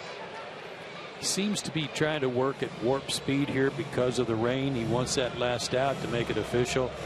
And Salty's probably gone out there and say, hey, just make a good pitch here. Quit rushing. Yeah, that's the other thing that can happen in this scenario. You see that last out, you know it becomes a complete game. You don't know what the weather is, although you know stuff's all around. You kind of get in a hurry to get it over with and forget about the process. Runner goes, pitch high. Salty's throw sails into center field, and Young's going to make his way to third. The throw there will be late. Stolen base, catcher's throwing error. And a potential third run 90 feet away, and Callaspo a 3-1 count. Second one for Eric Young. Pretty good crossover step, but he got helped here by a wild throw by Saltalamacchia, who threw out 2 base stealers last night. Boy, he's off to a rough start, both at the plate and with some throwing errors. Well, how about one in the dirt here? Or one in the air to right. Stanton going back, still going, slowing, and he'll reach up a left arm and he'll make the play to retire the side. Braves threaten, can't score. It's an official game, and Miami's winning it 5-2. We go to the 6th on a rainy night.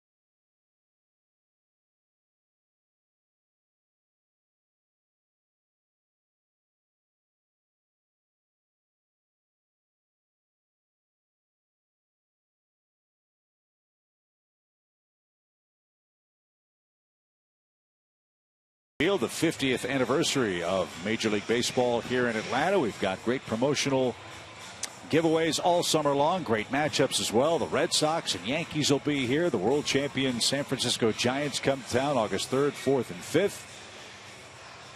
And of course, the Braves arch rivals from Washington will be here beginning April 27th. Hope you'll join us for all the great ticket specials. Go to Braves.com/promotions today.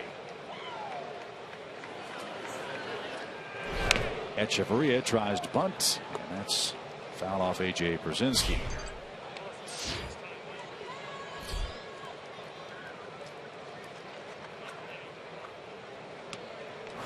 Echeverria had his first multi-hit game of the season last night. He had 44 such games last year.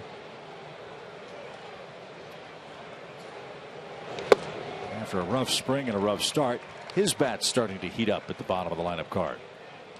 I like that last pitch from Merriman. Well disguised change. It's the second one of those we've seen, and both have been really good.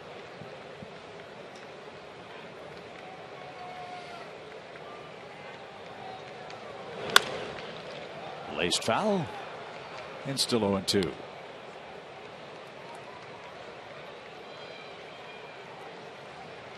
you can stop them here. You've got Markakis, Freeman, and Przinsky coming up in the 6th. Still anybody's game. Miami 5, Braves 2.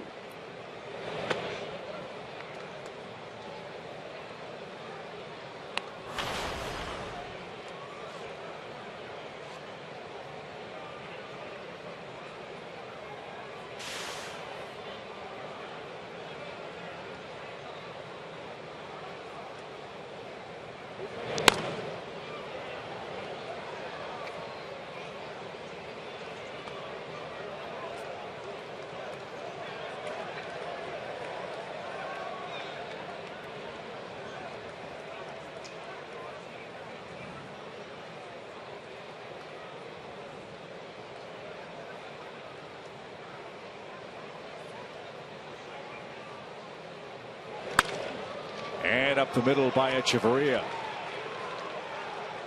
He's going to turn and head for second, and the throw will be to Anderson Simmons. He's gotten well here. Yep.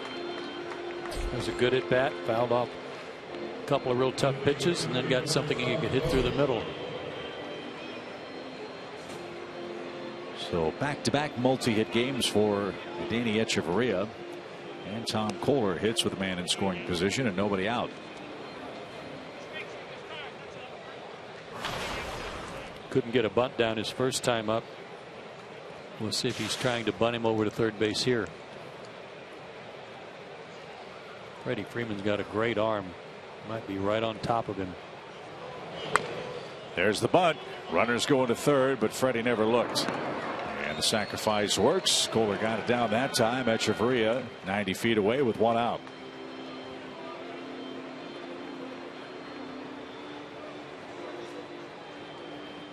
If memory serves, Jeff Bagwell was the best I can remember at making that charge from first, field the bunt, and throw to third play. The Astros. He was fearless. He would come in real close. Yeah, I mean, a lot of times you feel like he was in a dirt cutout in front of home plate by the time you're going to bunt the ball. Part of the Killer Bees with Houston. As D. Gordon infield in, one out. He sprays one down the left field line. Kelly Johnson near the stands won't have a play. Strike one.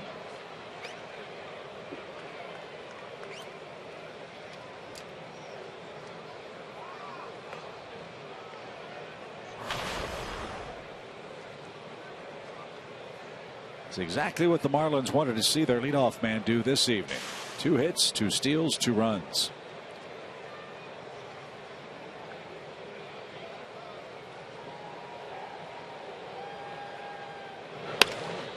And this one in the air toward left. Kelly Johnson drifts back. There's the catch. And the tag and a run scored by Danny Echeverria on a D. Gordon sacrifice fly. He's had a terrific night tonight.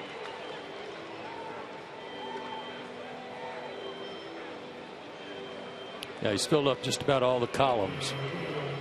Hits, runs, and RBIs, and stolen bases.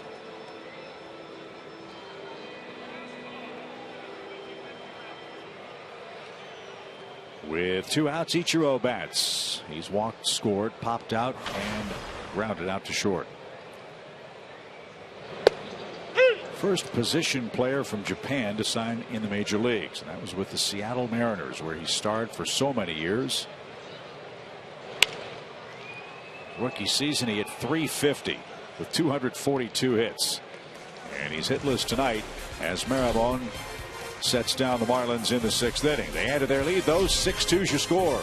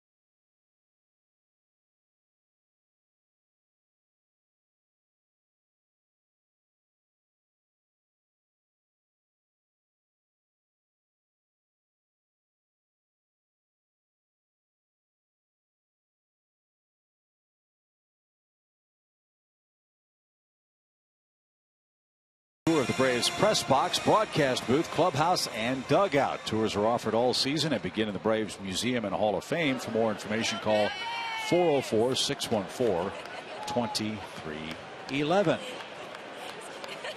6-2 Miami, trying to even up the series at a game apiece. Marlins have been skunked by the Braves so far this year. The Braves won the first 4 head-to-head matchups with their rivals.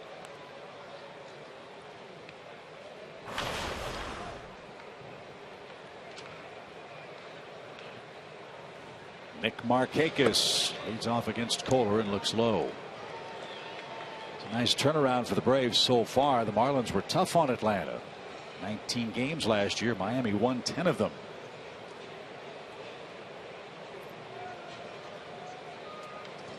Markakis has doubled and struck out, and he launches that one into the stands beyond the Braves dugout.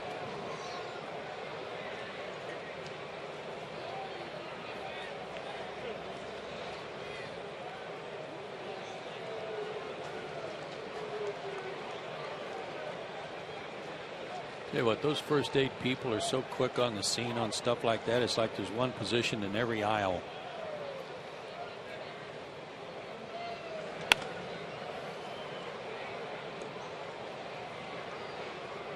Fans will chase down that souvenir. And a ball and 2 strikes for Markakis.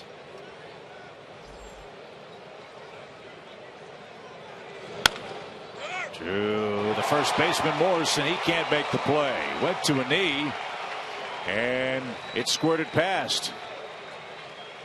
Might have hit him in the chin. Took a funny hop on him too. Base hit. You're right, it might have kind of clipped him in the chin. Check your lips. So Markakis, couple of hits. Freddie Freeman made some magic last time up with our Zaxby's indescribably good play. Into the bullpen. Second homer of the year.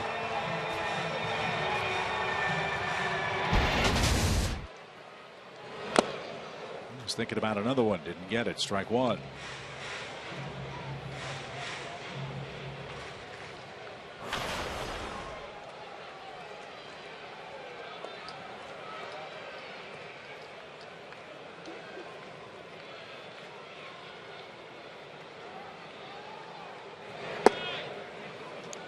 Kohler has that, and it's not so unique, but that habit that a lot of organizations try to break a pitcher of, and that's when he wraps his hand around the baseball when he takes it behind his back on his delivery.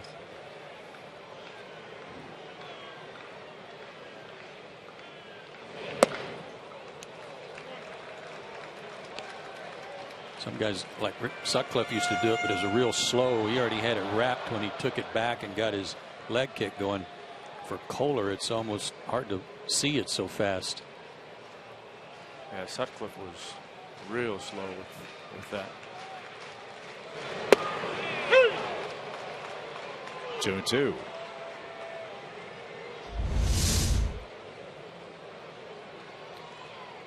Knuckle curve. His arm action and everything's so fast that off-speed stuff becomes even more tough to pick up. Fly ball towards shallow right center. Ozuna is there, and he'll make the catch for the first out of the Braves' 6th inning. Little history for AJ Pierzynski his last time up. That's our Toyota key play of the game. Right after Freddie's homer. Do you know why that home run was historic? AJ Pierzynski has homered in 30 major league ballparks. There were 3 that he had not homered in. Atlanta was one of them. He took care of that tonight. All that's left now is Nationals Park and Dodger Stadium for AJ. Squirts one into center field for a hit. Braves threaten in the 6th inning. 2 on, 1 out. 2-hit game for Pierzynski. He is all over Tom Kohler. Braves putting on some mid-inning pressure, down 4 runs at home. He's now 5 for 8 off of him with 2 homers.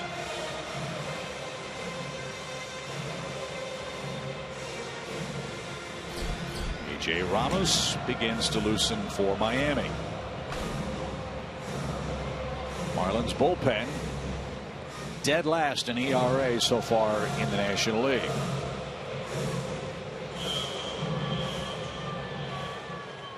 Let's get a couple here, get in the pen, and see if the Braves can come back and win tonight.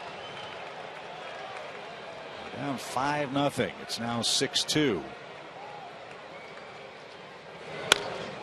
Rolled foul, strike one for Chris.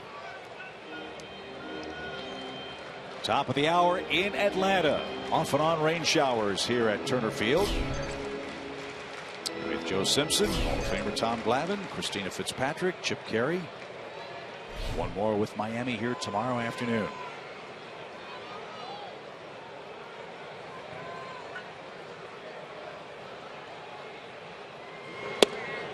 It stayed high, even count.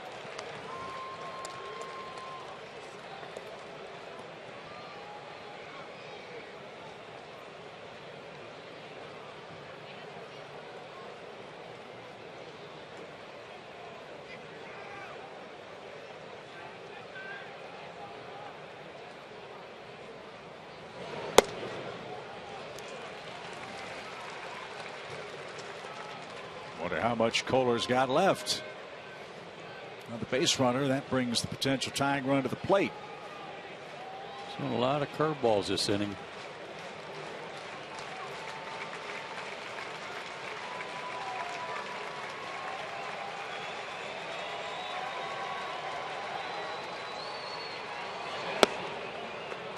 Off the plate, 3 balls and a strike.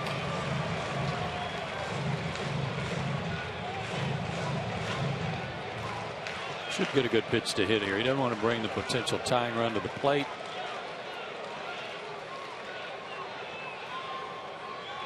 Should be pretty aggressive.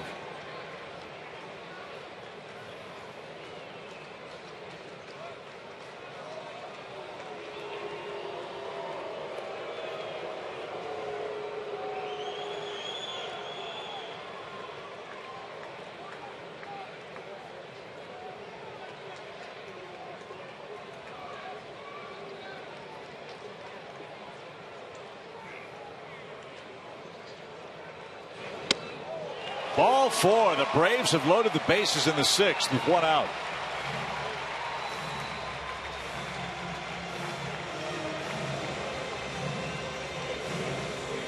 Redmond talking it over with Chuck Hernandez, his pitching coach, and the Marlins skipper's on his way to the mound. That might be the end of the line. He's not signaled yet. He has now. That's it for Kohler. So 2 singles and a walk in the 6th inning. And Kohler will depart with a 4-run lead. Still anybody's game. Kelly Johnson's coming to the batter's box. A.J. Ramos is coming to the mound. We'll see what happens after this.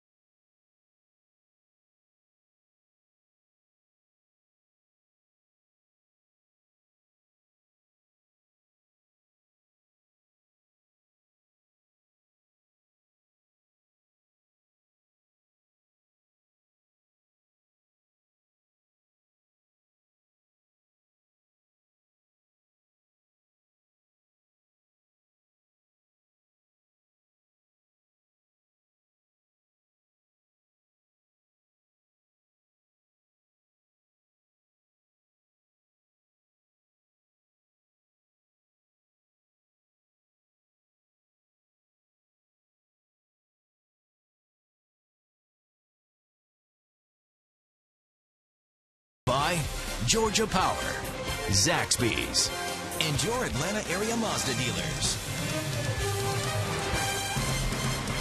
Got action in the Braves' 6th inning. Bases are loaded with one man out. One swing at the bat could tie things up.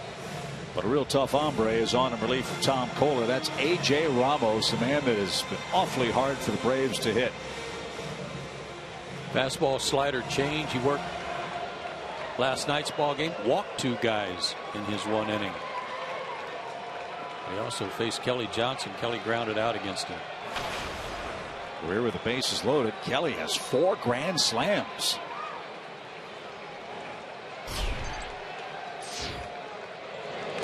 In the dirt.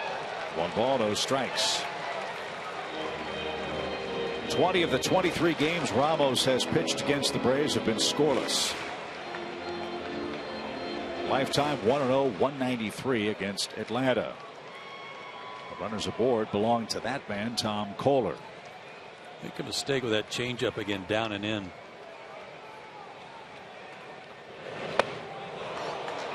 That was a beauty. Yeah. Kelly's as good a fastball hitter as there is in the National League. He can turn around anybody's fastball, but this was a well-placed changeup right to the back point of the plate. 1-1 pitch. Popped up. Martin Prado Echeverria near the line. It'll be the shortstop, and that's an infield fly. Kelly Johnson's out number 2. And Andrelton Simmons will be the batter.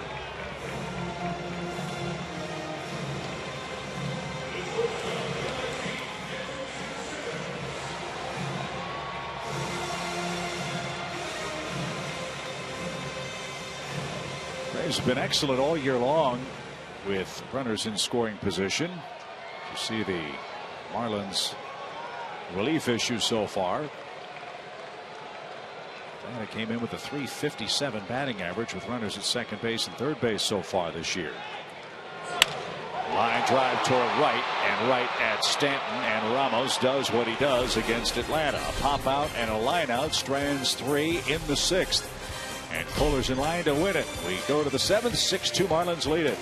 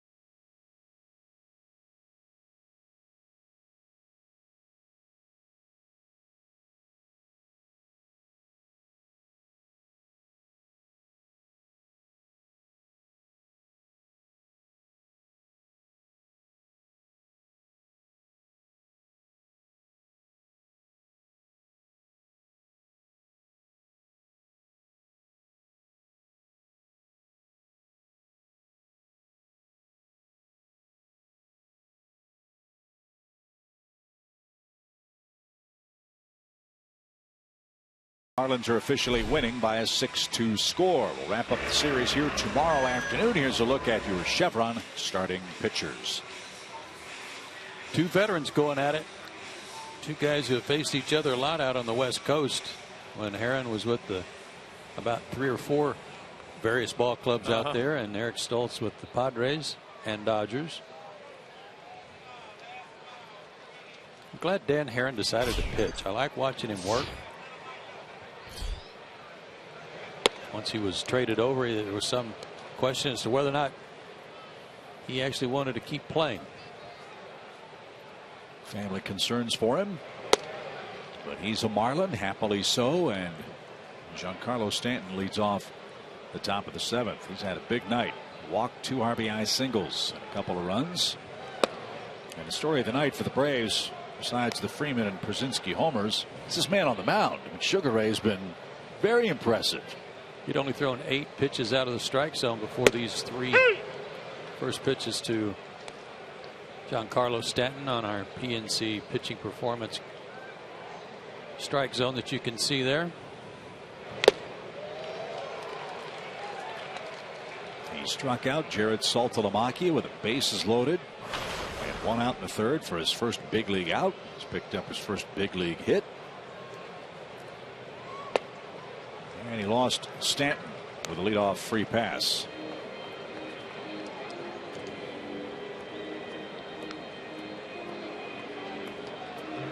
That's his first big league walk. Here's Prado. These are hugely important innings for the Braves relief corps, which has pitched so very well. Braves starters by and large have gone 5, 6 plus innings in the first 7 games. And Merriman, the long man out of the bullpen, is really saving some arms for Freddie Gonzalez for tomorrow and then the off day for the trip to Toronto. Yeah, he's kept them in the game, but maybe more importantly, kept them from having to really get deep into that bullpen.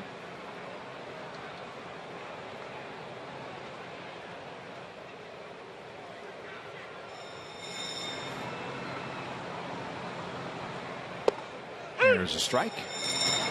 Phone's ringing down there now. The pitcher's spot due first for the Braves in the bottom of the 7th. So you'd think this would be almost certainly his last inning. Brendan Kniff begins to loosen.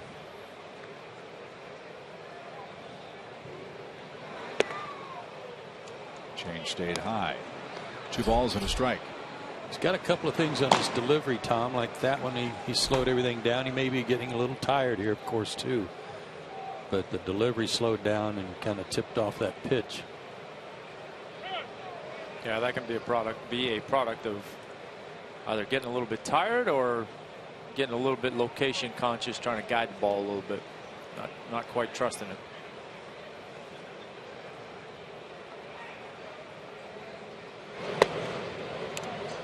You were a special instructor for the Braves during spring training. Did you have a chance to watch this kid at all in minor league games or in major league bullpens at all? Not that I remember. I mean, I didn't know his name, so I may have seen him in a minor league game. I don't think I did, but I didn't see him.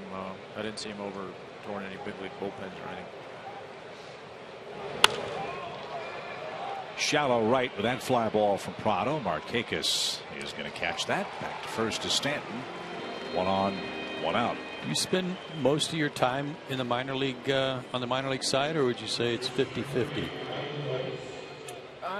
This year is probably pretty close to 50-50 because where they had so many guys in camp, they're having to find innings for guys. So I actually watched Alex Wood pitch a game over there. I watched Grilly and Jim Johnson throw a few times over there. Saw Kimbrel throw over there, and somebody else threw a couple innings over there that I watched as well. And then,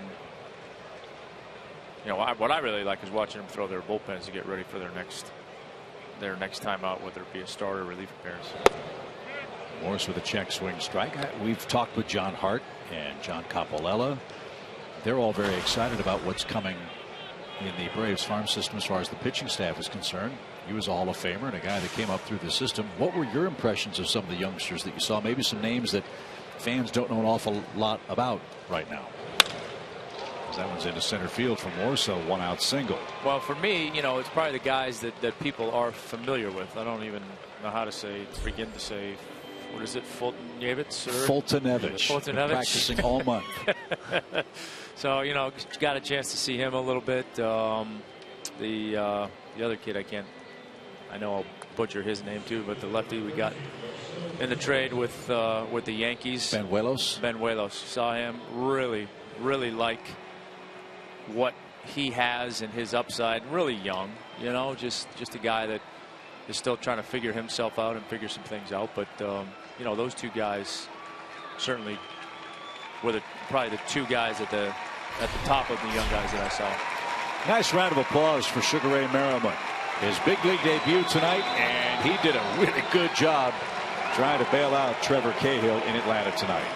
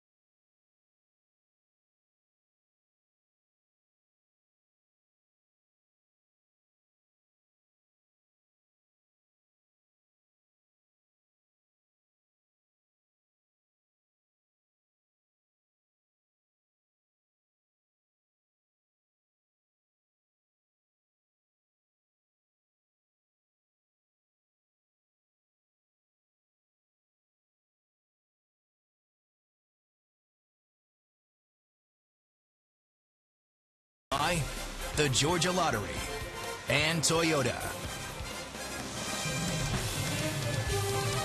6-2 Miami. They're threatening again in the 7th inning. Sugar Ray Merriman leaves after 4 innings of 2-run relief in his big league debut. Native from Columbia. Excellent job tonight. While we have a moment, let's check out our AT&T Uverse trivia question again. Ichiro is one of 2 current National League players with 1,800 or more hits and fewer than 1,000 strikeouts. Any clues, fellows, on who the other man is? I had 2 guys that I wrote down, Utley and Adrian Gonzalez. I'm going to go with Adrian Gonzalez. I'll go with Utley. A.J. Pierzynski. Ooh, it is A.J. Pierzynski. Good. Look at you. Well, you know what happens sometimes when you're looking to see how many career home runs a guy's hit? You see something. You see something. All part of our just kind of a glimpse, and you notice something, and you go, well, that might be good later on tonight. All part of our reading is fundamental plan for our trivia question. So Booth in the win column again. Brandon Kinnis in the win column, and has yet to give up an earned run.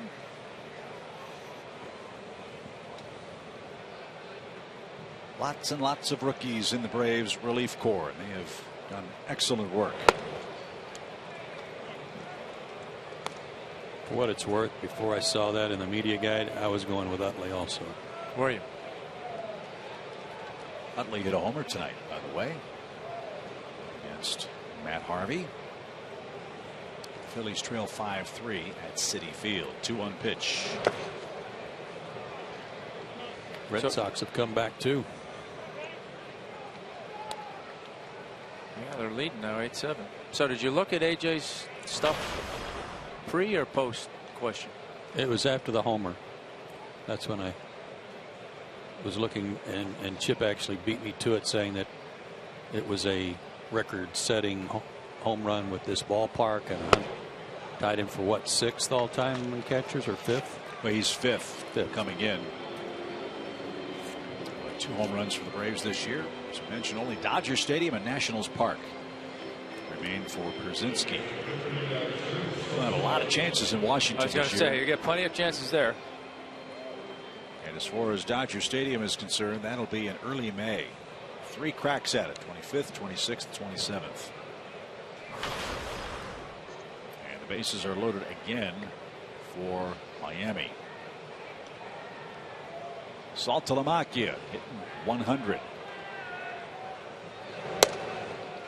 Before the Marlins came to town, as Kenneth missed again outside, they were an injury-ravaged ball club.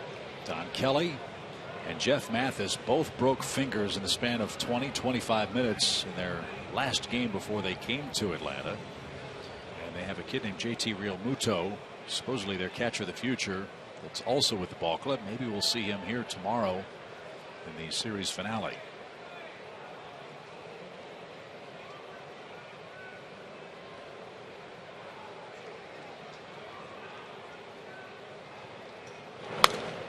Good cut back to the screen foul, a ball and a strike.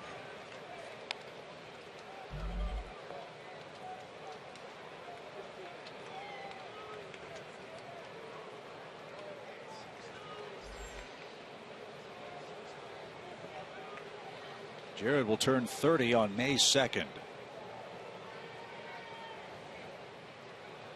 A South Florida native, went to Royal Palm Beach High School.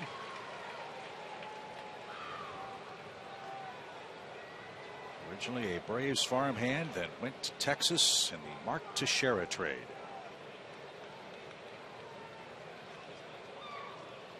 One ball, two strikes. And he's down swinging again. Saltalamacchia strikes out for the third time. If that keeps up, that kid Realmuto is going to get more and more playing time, but Jared's late. That's 11 strikeouts, Joe, and 21 at bats. Yeah, bat's a little slow right now. He's better than that. So Echeverria with 2 outs and the bases loaded. And a strike.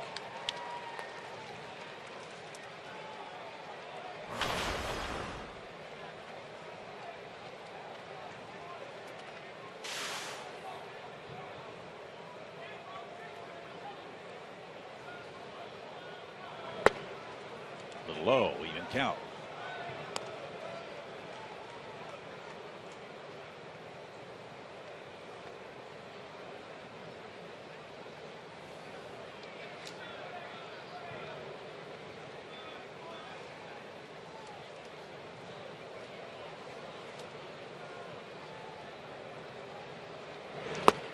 Wild swing. Echeverria didn't get it. Trying that one again. Yeah, so far with Kenneth, when he's come in, there have been a lot of funny swings, and that breaking ball must be a late breaking pitch and one that's hard to pick up.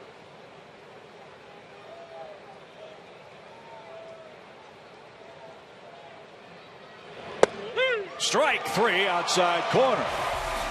A walk loaded the bases, and then Saltalamacchia and Echeverria whiff. After a little chat from A.J. Brzezinski. 9-1-2 coming up for Atlanta after the stretch. It's 6-2 Marlins.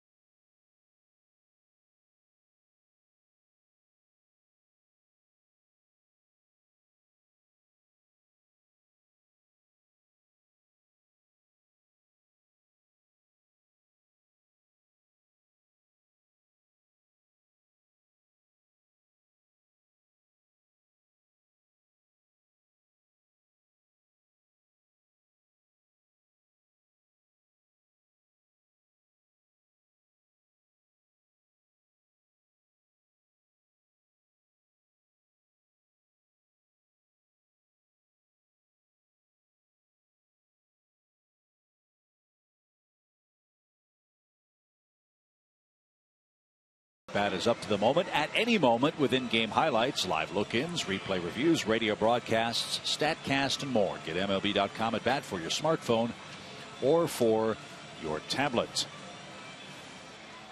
Bottom of the 7th. Jace Peterson grabs a bat. He'll hit for Brandon Kinniff. Kinniff 2/3 an inning, 2 strikeouts, and a walk.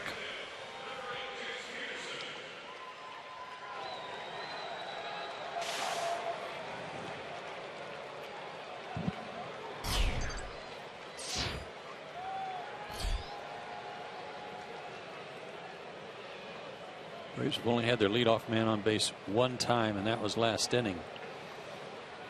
Maybe they can get that going tonight. 9-1-2 on the lineup card coming up against A.J. Ramos, who missed collarbone high. Ball 1. Boston leads Washington 8-7. Joe mentioned in the break 3 unearned runs scored by the Red Sox. Washington's defense has been awful. Kicking it around big time. Mets 5-3 over the Phillies in the 7th. The Tigers 1-0 over the Pirates in the 8th. 1-1 pitch is in the dirt. Reds lead the Cubs 3-0 at Wrigley. That game's in the 5th inning. Later on tonight, Diamondbacks are in San Diego. Colorado visits the Giants, and Seattle visits the Dodgers.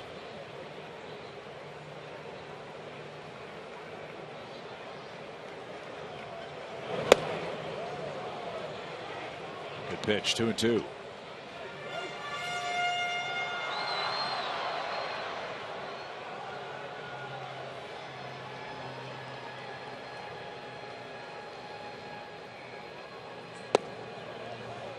Taken low, full count.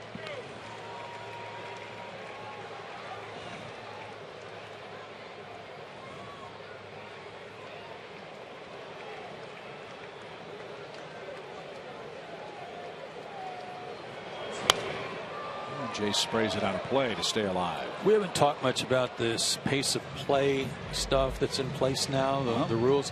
But one area it's very obvious to me is when the hitters have got to keep a foot in the batter's box. There's no out of the box walking around, parading around, changing gloves, fixing their gloves.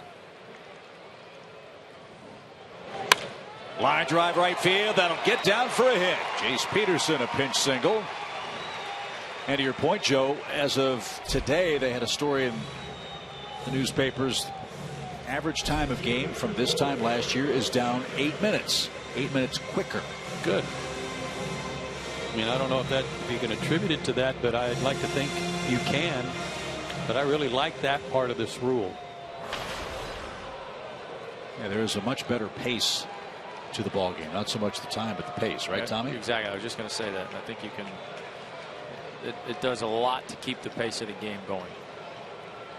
EY bats and takes the ball. 1 ball, no strikes. I mean, you can have some fairly quick games that seem like they drag on when you got the hitters constantly stepping out and the pitchers taking forever in between pitches. It's that from pitch to pitch, let's keep playing, let's keep moving, let's get it going.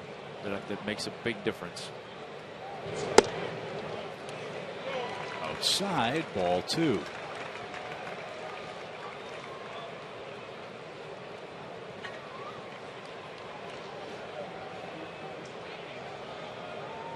(6-2) Miami, home 7th. Big bats coming up for the Braves. The pitch in for a strike. Miami has 9 hits. The Braves have 7. 8 men left on base for the Marlins. 6 for the Braves.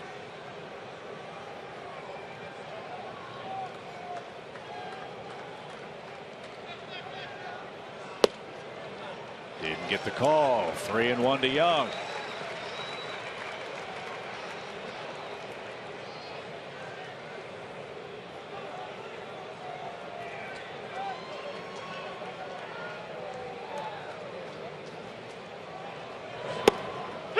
EY was on his way to first. Full count. Wasn't a strike. PNC pitching performance on Fox tracks wide of the plate. Well, that was a very generous call.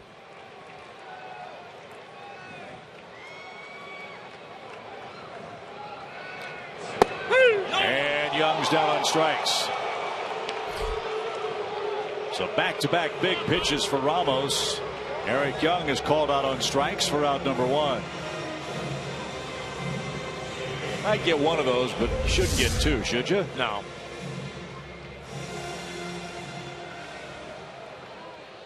Should never have had to mess with that pitch. Should have been ball 4 on the one before. Changes the whole inning.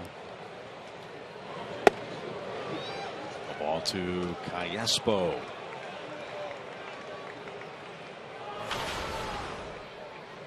Batting and playing second tonight, Alberto 0 for 3.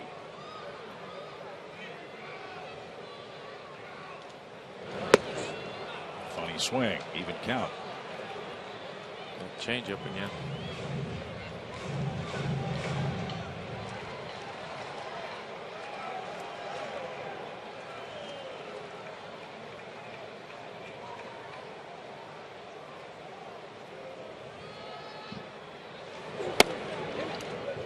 I don't like it. I've said it before, and I don't like it when umpires on an inside setup by the catcher try to set up on the inside shoulder of the catcher. The umpire has to look around the hitter and tilt his head to see the pitch. I think it gives a distorted view. Watch how he has to get down. This time he can see. In the air to right, but right at Stanton, who's there. 2 down. The catcher set up in the middle or away from a left-handed hitter. He's got a clear view. But the pitch before, he can set up right there on the pitch to Eric Young and EY and get a good look at it. But the pitch before to Callaspo, he was distorted trying to look around Callaspo and over the shoulder of Saltalamacchia. Hey, Callaspo's got a little bit of the Ichiro thing working with the bat. You see that? Yeah, I saw that last night, that he puts his down there away from everybody else.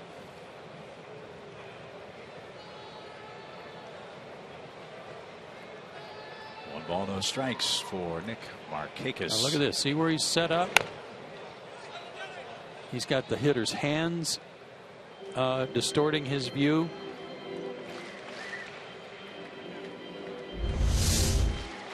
See how he has to tilt his head and lean and look around? That's not a good view, I don't think. I mean, Brian O'Nore's been umpiring for a long time, and he's a good umpire. But boy, it seems to me that'd be awfully hard to have a good look at the outer half of the plate from that position. Well, you know, the umpires use the catchers for protection as well as the inside chest protector. They don't have the balloon protector like they had in the old days in the American League, especially. And they use one side of the plate or the other. Can't think of an umpire that sits right over the top of the catcher with the inside chest protector. Probably aren't any that are tall enough as big as these catchers are nowadays. Good point.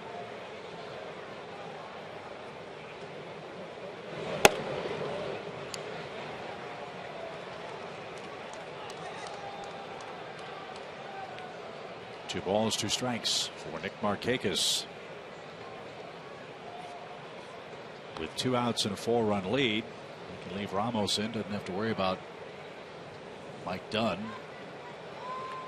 or Brad Hand. But Dunn is throwing.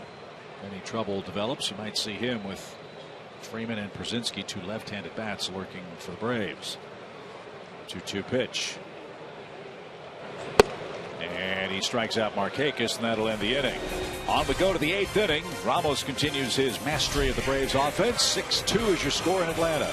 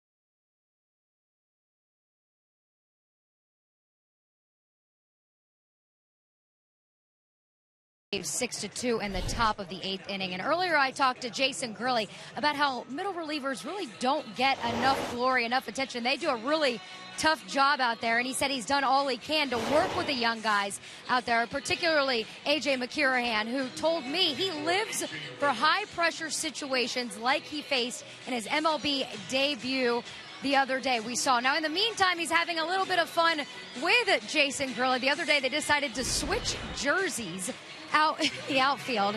It was actually a ploy to kind of trick fans, so they had opposite jerseys on. I had to take a double take. I don't know about you guys. I think it's the hair, but obviously they're having a little fun when they can with each other, guys. Yeah, Jason does a good job of keeping everybody loose and on their toes down there, doesn't he? Right. And with their long hair, despite the fact one's left and one's right-handed, it's a pretty good, pretty deceitful way of tricking the fans. Jeff Baker will be the first Andrew faces in the Miami 8th. Your thoughts, Tommy, on McCurahan's debut against New York?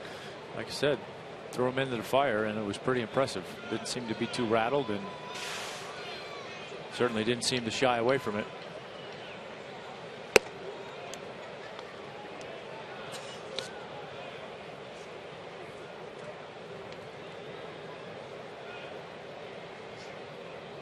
He inherited those 3 runners and 1 scored, but he may have prevented that from happening. Kai Aspo, you might remember, kind of bobbled a ball off the end of his glove. It might have been a home to first double play. And he's facing the guys that he was in camp with all spring long.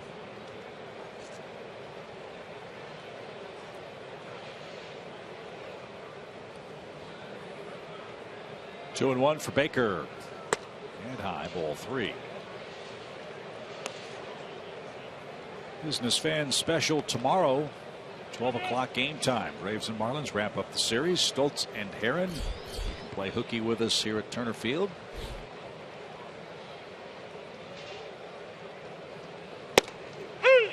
Out. It's a final. Boston beat Washington 8-7 at Fenway Park.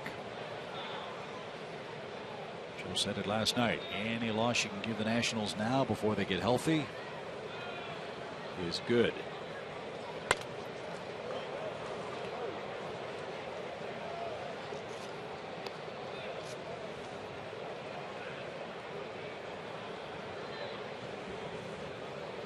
Only one unbeaten team still in Major League Baseball. That's the Kansas City Royals, have started 7-0.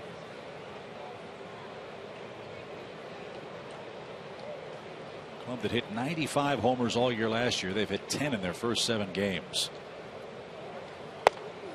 As that just missed. Baker walks. Kirahan thought he had him struck out. One on, nobody out. Key to beating the Marlins is keeping this man off the base paths. Tonight in Game 2, the Braves couldn't do that. D. Gordon, our T-Mobile game changer.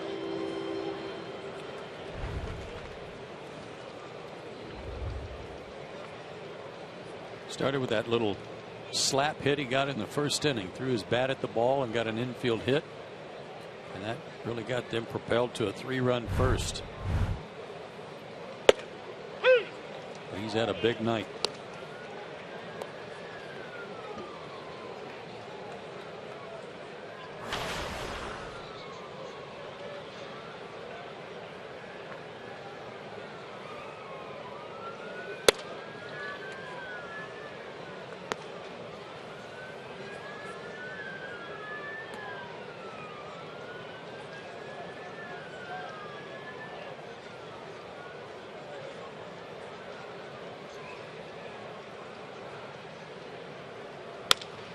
In the air to center. And that'll be playable. Young's there. He's got it. One out. Back to first is Baker.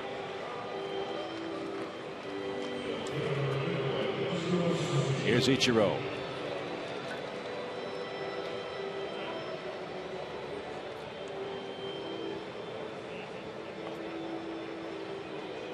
I hope he gets enough at bats to flirt with the 3,000 hit mark. Either this year or maybe even next. He's an incredible physical specimen. Slightly built, but in incredible shape. He's 41 years old. Wouldn't know it. No, he looks good. Can still run.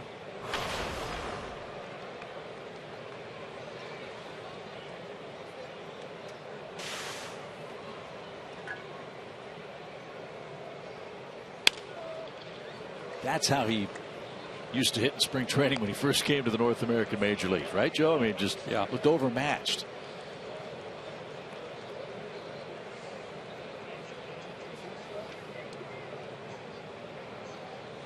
Pitchers quickly figured out, though, that he wasn't. Lifetime .317 Major League batting average.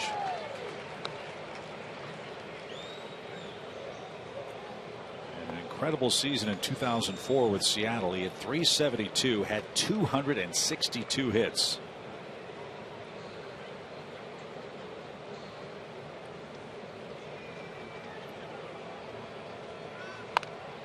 He scored 100 runs or more, 8 seasons.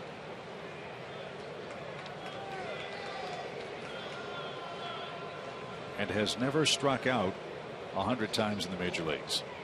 His high was 86 in 680 at bats in 2010. How many? 600? And 80. Wow. 1 ball, 2 strikes. Slap toward third. That's fair ball. Tough play, Chris Johnson, and Ichiro outruns the baseball, an infield hit.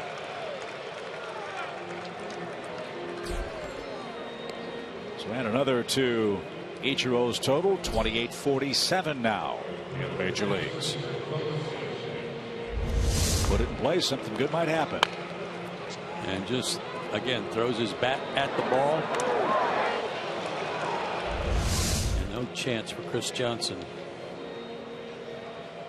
And this is what Giancarlo Stanton likes to see. Lots of men on base. 2 on, 1 out.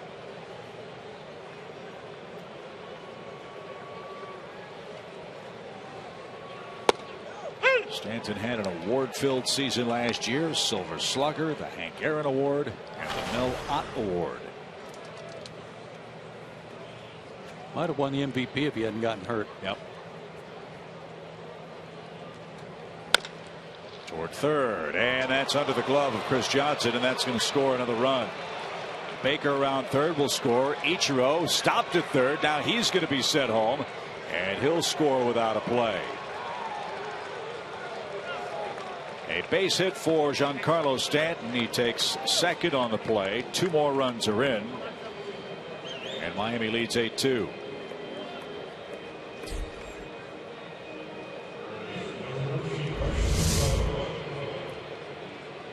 Pick up by the folks in the truck. Take a look. Stanton with no grill on that mask on the helmet. No protective grill. And trouble for Kelly getting the ball out down there against the wall. Allowed Ichiro to keep going. That scored a double and 2 RBIs for Stanton. He's had a 4 RBI night. To short. Simmons had trouble, double clutch, but was still able to get Martin Prado. Runner to third and 2 outs. Odd play.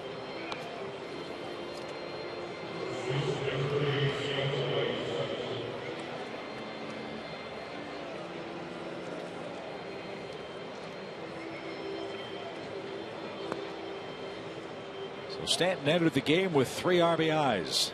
He has 4 tonight, and he's reached base all 5 times he's come to the plate. And you just wonder if he just didn't feel like he was seeing the ball well enough through that face guard.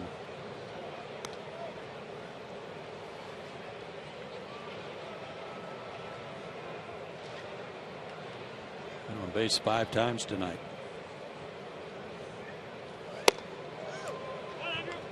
2-0.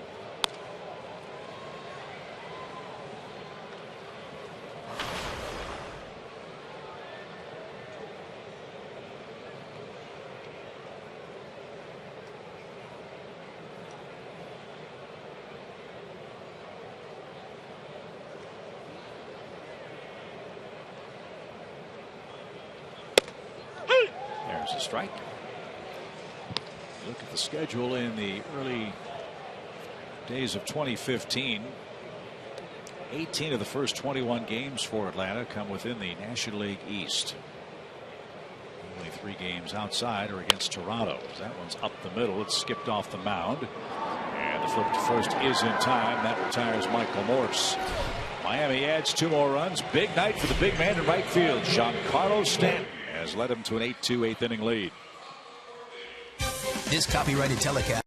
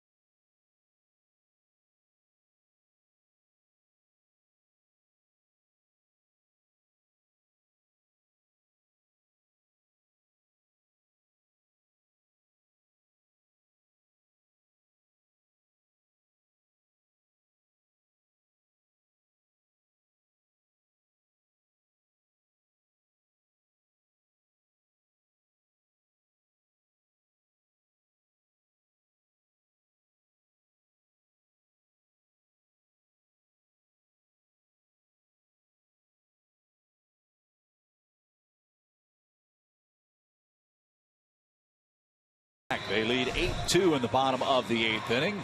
But a positive tonight was the work of Sugar Ray Merriman, who earns our SunTrust save of the game. He kept it close. Made some good pitches with his changeup. 92, 93 fastball. And was throwing strikes. Didn't save the game. Saved the bullpen. So it was a good outing by him tonight, and much appreciated by that man and the rest of those guys out there in the bullpen. He had his first major league hit. So Tom, I've got to ask you this very important question. With 4 innings in your debut, your first hit, you saved the bullpen. Does that elevate you to athlete status? He's right there on the cusp. I got to see him do it again. Okay.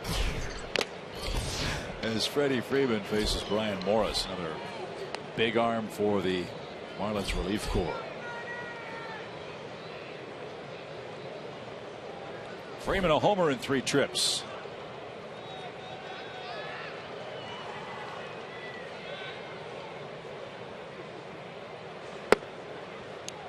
And an even count.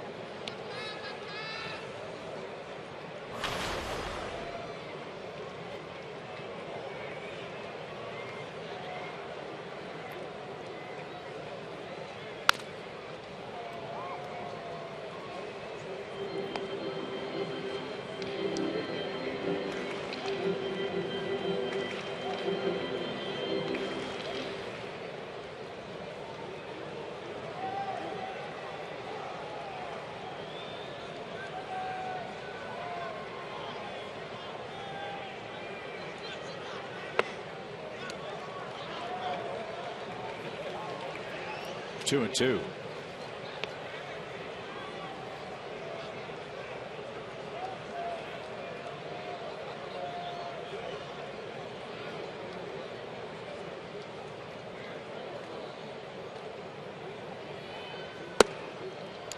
Count. Last year, Morris had himself a whale of a year. He started with the Pirates, went 4-0 with Pittsburgh, then went 4-1 with Miami. He had an 8-1 season.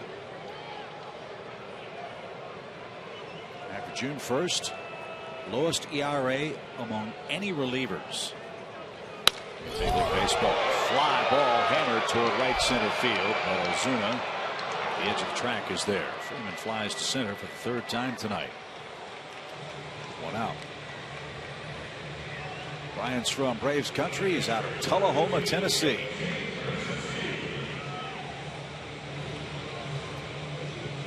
That was the home of the Tennessee Thumper, wasn't it? The aluminum bat. Really? I think so. I don't know. Out of Tullahoma. Huh. I think that's right. I'll check.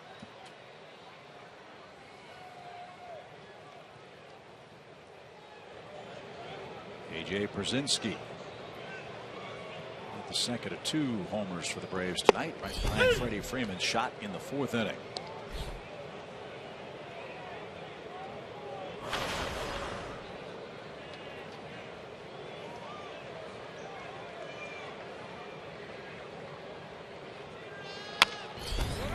Slow roller toward first. Morse is there.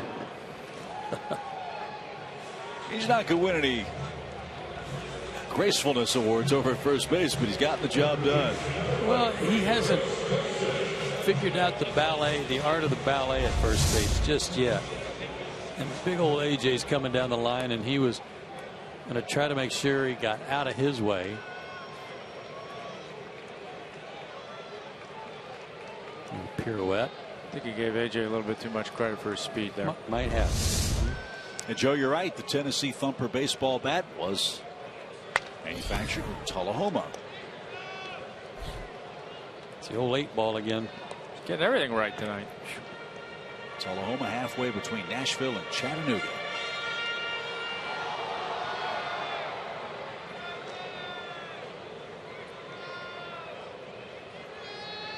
Chris Johnson 0 for 2 with a walk.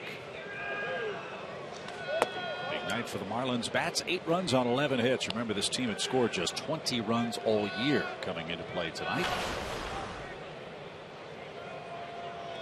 They've taken a page or 2 out of the Braves offensive playbook. They just put the ball in play tonight. They haven't had to play long ball. Well, they were a little down in the dumps for more reasons than one coming into this game. Not just because they were 1-6 and weren't scoring any runs, but they lost Christian Yelich today, or not, didn't lose him, but scratched him from their lineup because of a sore back. So that was a big weapon. But Ichiro stepped in, base hit, a walk, 2 runs scored. 1-2 pitch for Chris Johnson. You know what's great about them signing Suzuki is that he's a guy that if something did happen to one of their 3 outfielders, he could play out there the rest of the year and you wouldn't miss much. Not just some guys you put out there for a week and they do you a good job and then the league catches up to them again. I can't imagine you're going to have too many 4th outfielders in baseball that are going to be of that caliber. Yeah, have 2,800 hits. Yeah, and like you say, not worry about if somebody does go out for a stretch of time that he's going to get overexposed.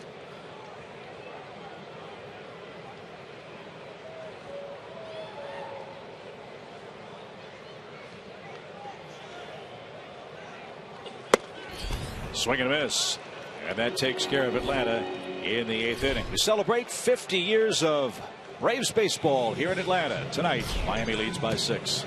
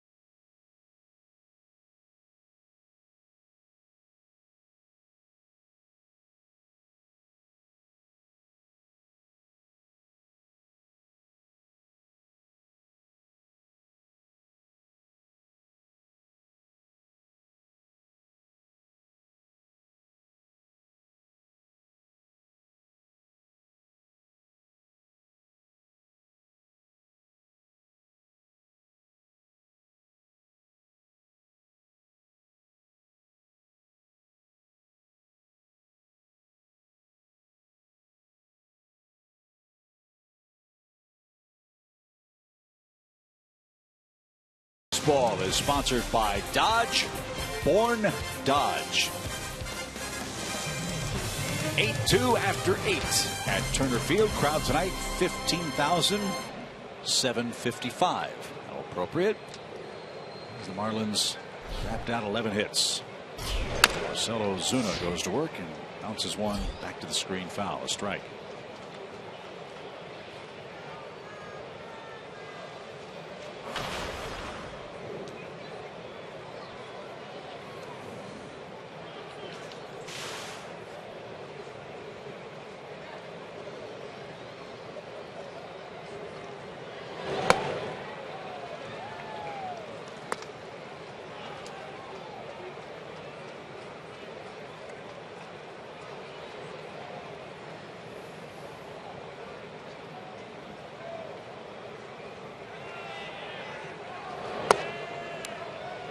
Oh, 2. Andrew McCarahan out of Austin, Texas. 25 years young. He's a Longhorn. And he just took care of Marcell Ozuna. He's got a good arm. He's pumped it up there in the low to mid 90s tonight.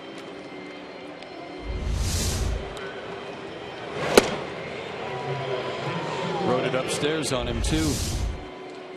Well, we've already figured out he's not shy. No. Pretty easy delivery, and boom, ball gets on you in a hurry. Originally a Cubs farmhand, the Marlins took him in the Rule 5 draft in December of 2014. That's fouled off Saltalamacchia's foot. That's been the kind of night Jared's had. Yeah, there just wasn't any room on their staff for another lefty in the bullpen, Marlins. So Brace got him on waivers. Oh, Schinberger.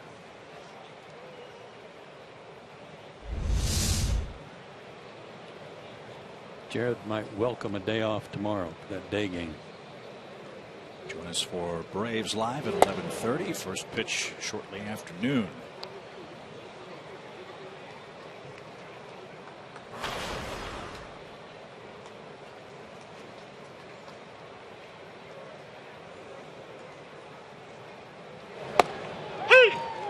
Strike 2. Detroit beat the Pirates tonight 2-0, the final score at PNC Park. Tigers 7-1 now. Kansas City is idle tonight. To short. Simmons charges. Saltalamacchia. Look at him busted down the line after he fouled the ball off his ankle 2 pitches ago. Good hustle, but he's 0 for 5 tonight. And here's Echeverria. 2 more hits for the Miami shortstop. He's also scored a run.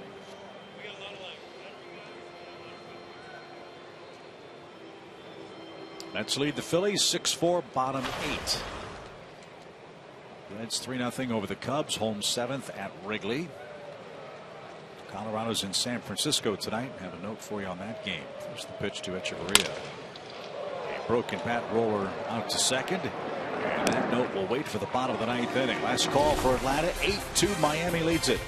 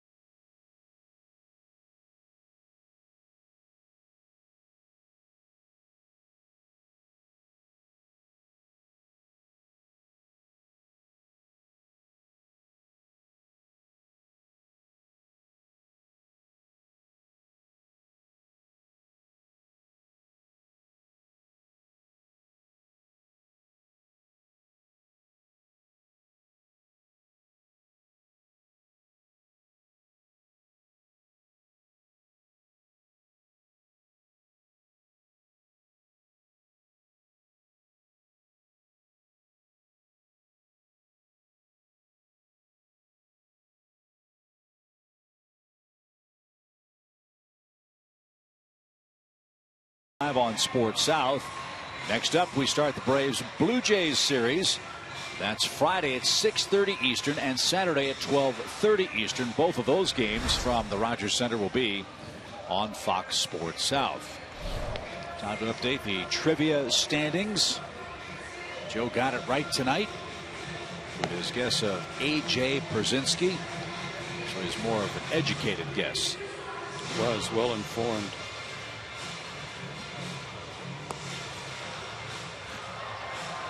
I think I know who stands for all others. I have a pretty good idea. However, I feel like if I can just stay close to the truck, you know, till around August. Yep. Kind of go to the whip, go to a salary drive on trivia questions. Just keep it close. As Jose Urena is on for the Marlins. They like this guy a lot. He's one of their prized possessions. He's out of Santo Domingo in the Dominican Republic. Saw his numbers last year at Double-A Jacksonville. Somehow that doesn't look right. 162 innings. He only struck out 21 guys. Now it should be 121. Okay. And he only walked 29, though. That part's right. Well, they like him a lot. I know that. They'll face Kelly Johnson in the ninth. Nothing wrong with a 94-mile-an-hour fastball at the knees either. No. 91 to 95 on that cutter. Slider change.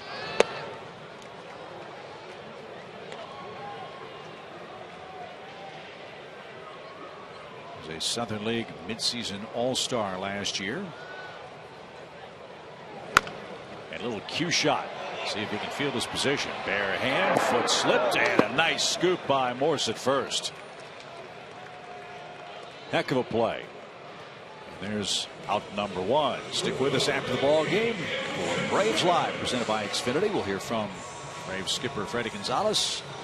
Hear from the ball club afterward as well. Joe, Tom, and I will join the crew to break down all of the Game 2 action between the Braves and Marlins tonight on Braves Live, presented by Xfinity.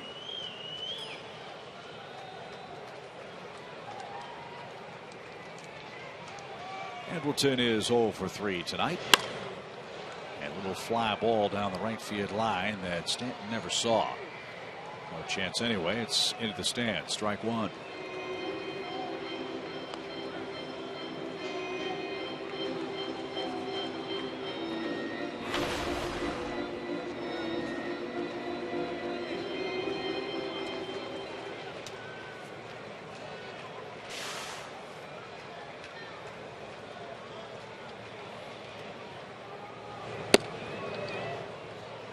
Fooled him with that pitch.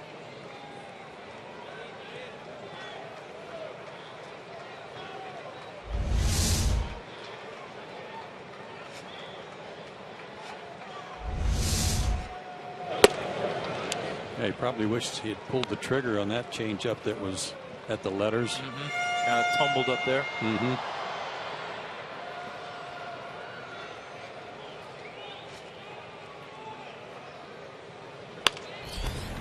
Play foul. I mentioned a note for the Rockies and Giants game tonight. Last year, the Colorado Rockies won 21 games on the road all year. They're 4-0 this year. Away from Coors. Beat the Giants 2-0 last night. Tim Hudson gets the ball for the Giants tonight. So we wish Tim all the best. Yeah, go Huddy. 2-2. You know, for a guy 51, I think he's really pitching well. That's not right. But today is a significant day for birthdays, right? That's right. There's the fly ball to left field. Ichiro will peel off. Ozuna called him off. Time to feel old, folks. Greg Maddux, 49 today. David Justice, 49 today. And this is the one that I think blew everybody's mind. Steve Avery's 45. That doesn't seem possible, does it? No, it seems like he's still 22. Still looks it. Yeah. So happy birthday to those three Braves greats. And a chance for Johnny Gomes to get a 9th inning at bat. 2 outs, bases empty.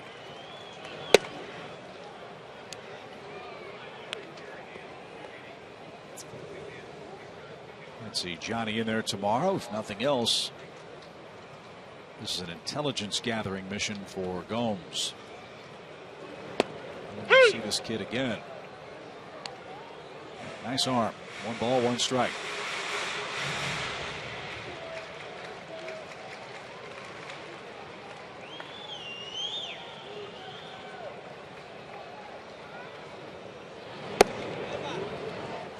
Pretty good pitch.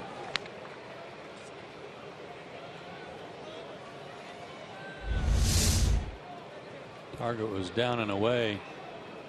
That may have cost him the strike because Salty had to come across the plate to get it.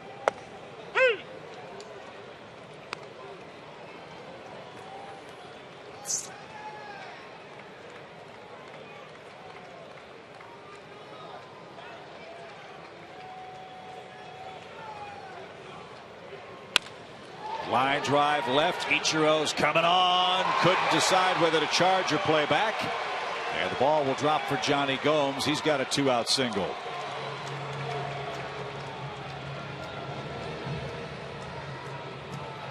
That's the way Johnny hit the ball all spring, but they all got caught or just went foul.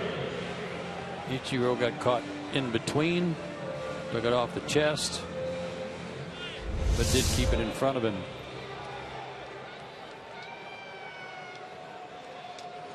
And if you missed our ball game early on, Christian Yelich, a late scratch, bad back.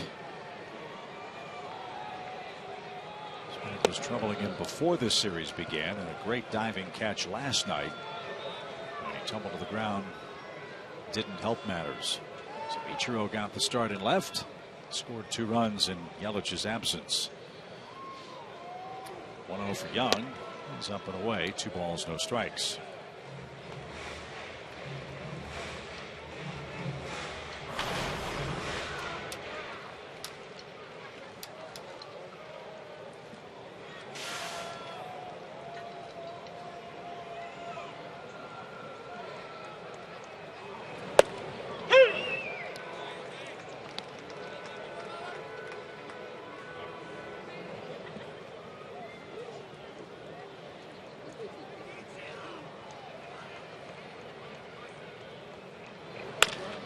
To the right side. Gordon's got it. And the peg to first in time. And the Marlins have evened the series. Important win for Miami. Their 2nd of the season. Giancarlo Stanton on base 5 times with a 4 RBI 2-run ball game. And Trevor Cahill in his Braves debut struggled, allowing 4 runs in 2 1/3 innings of work. 8-2 Miami will play the rubber game of the series tomorrow afternoon. And we'll recap tonight's ball game for you after this.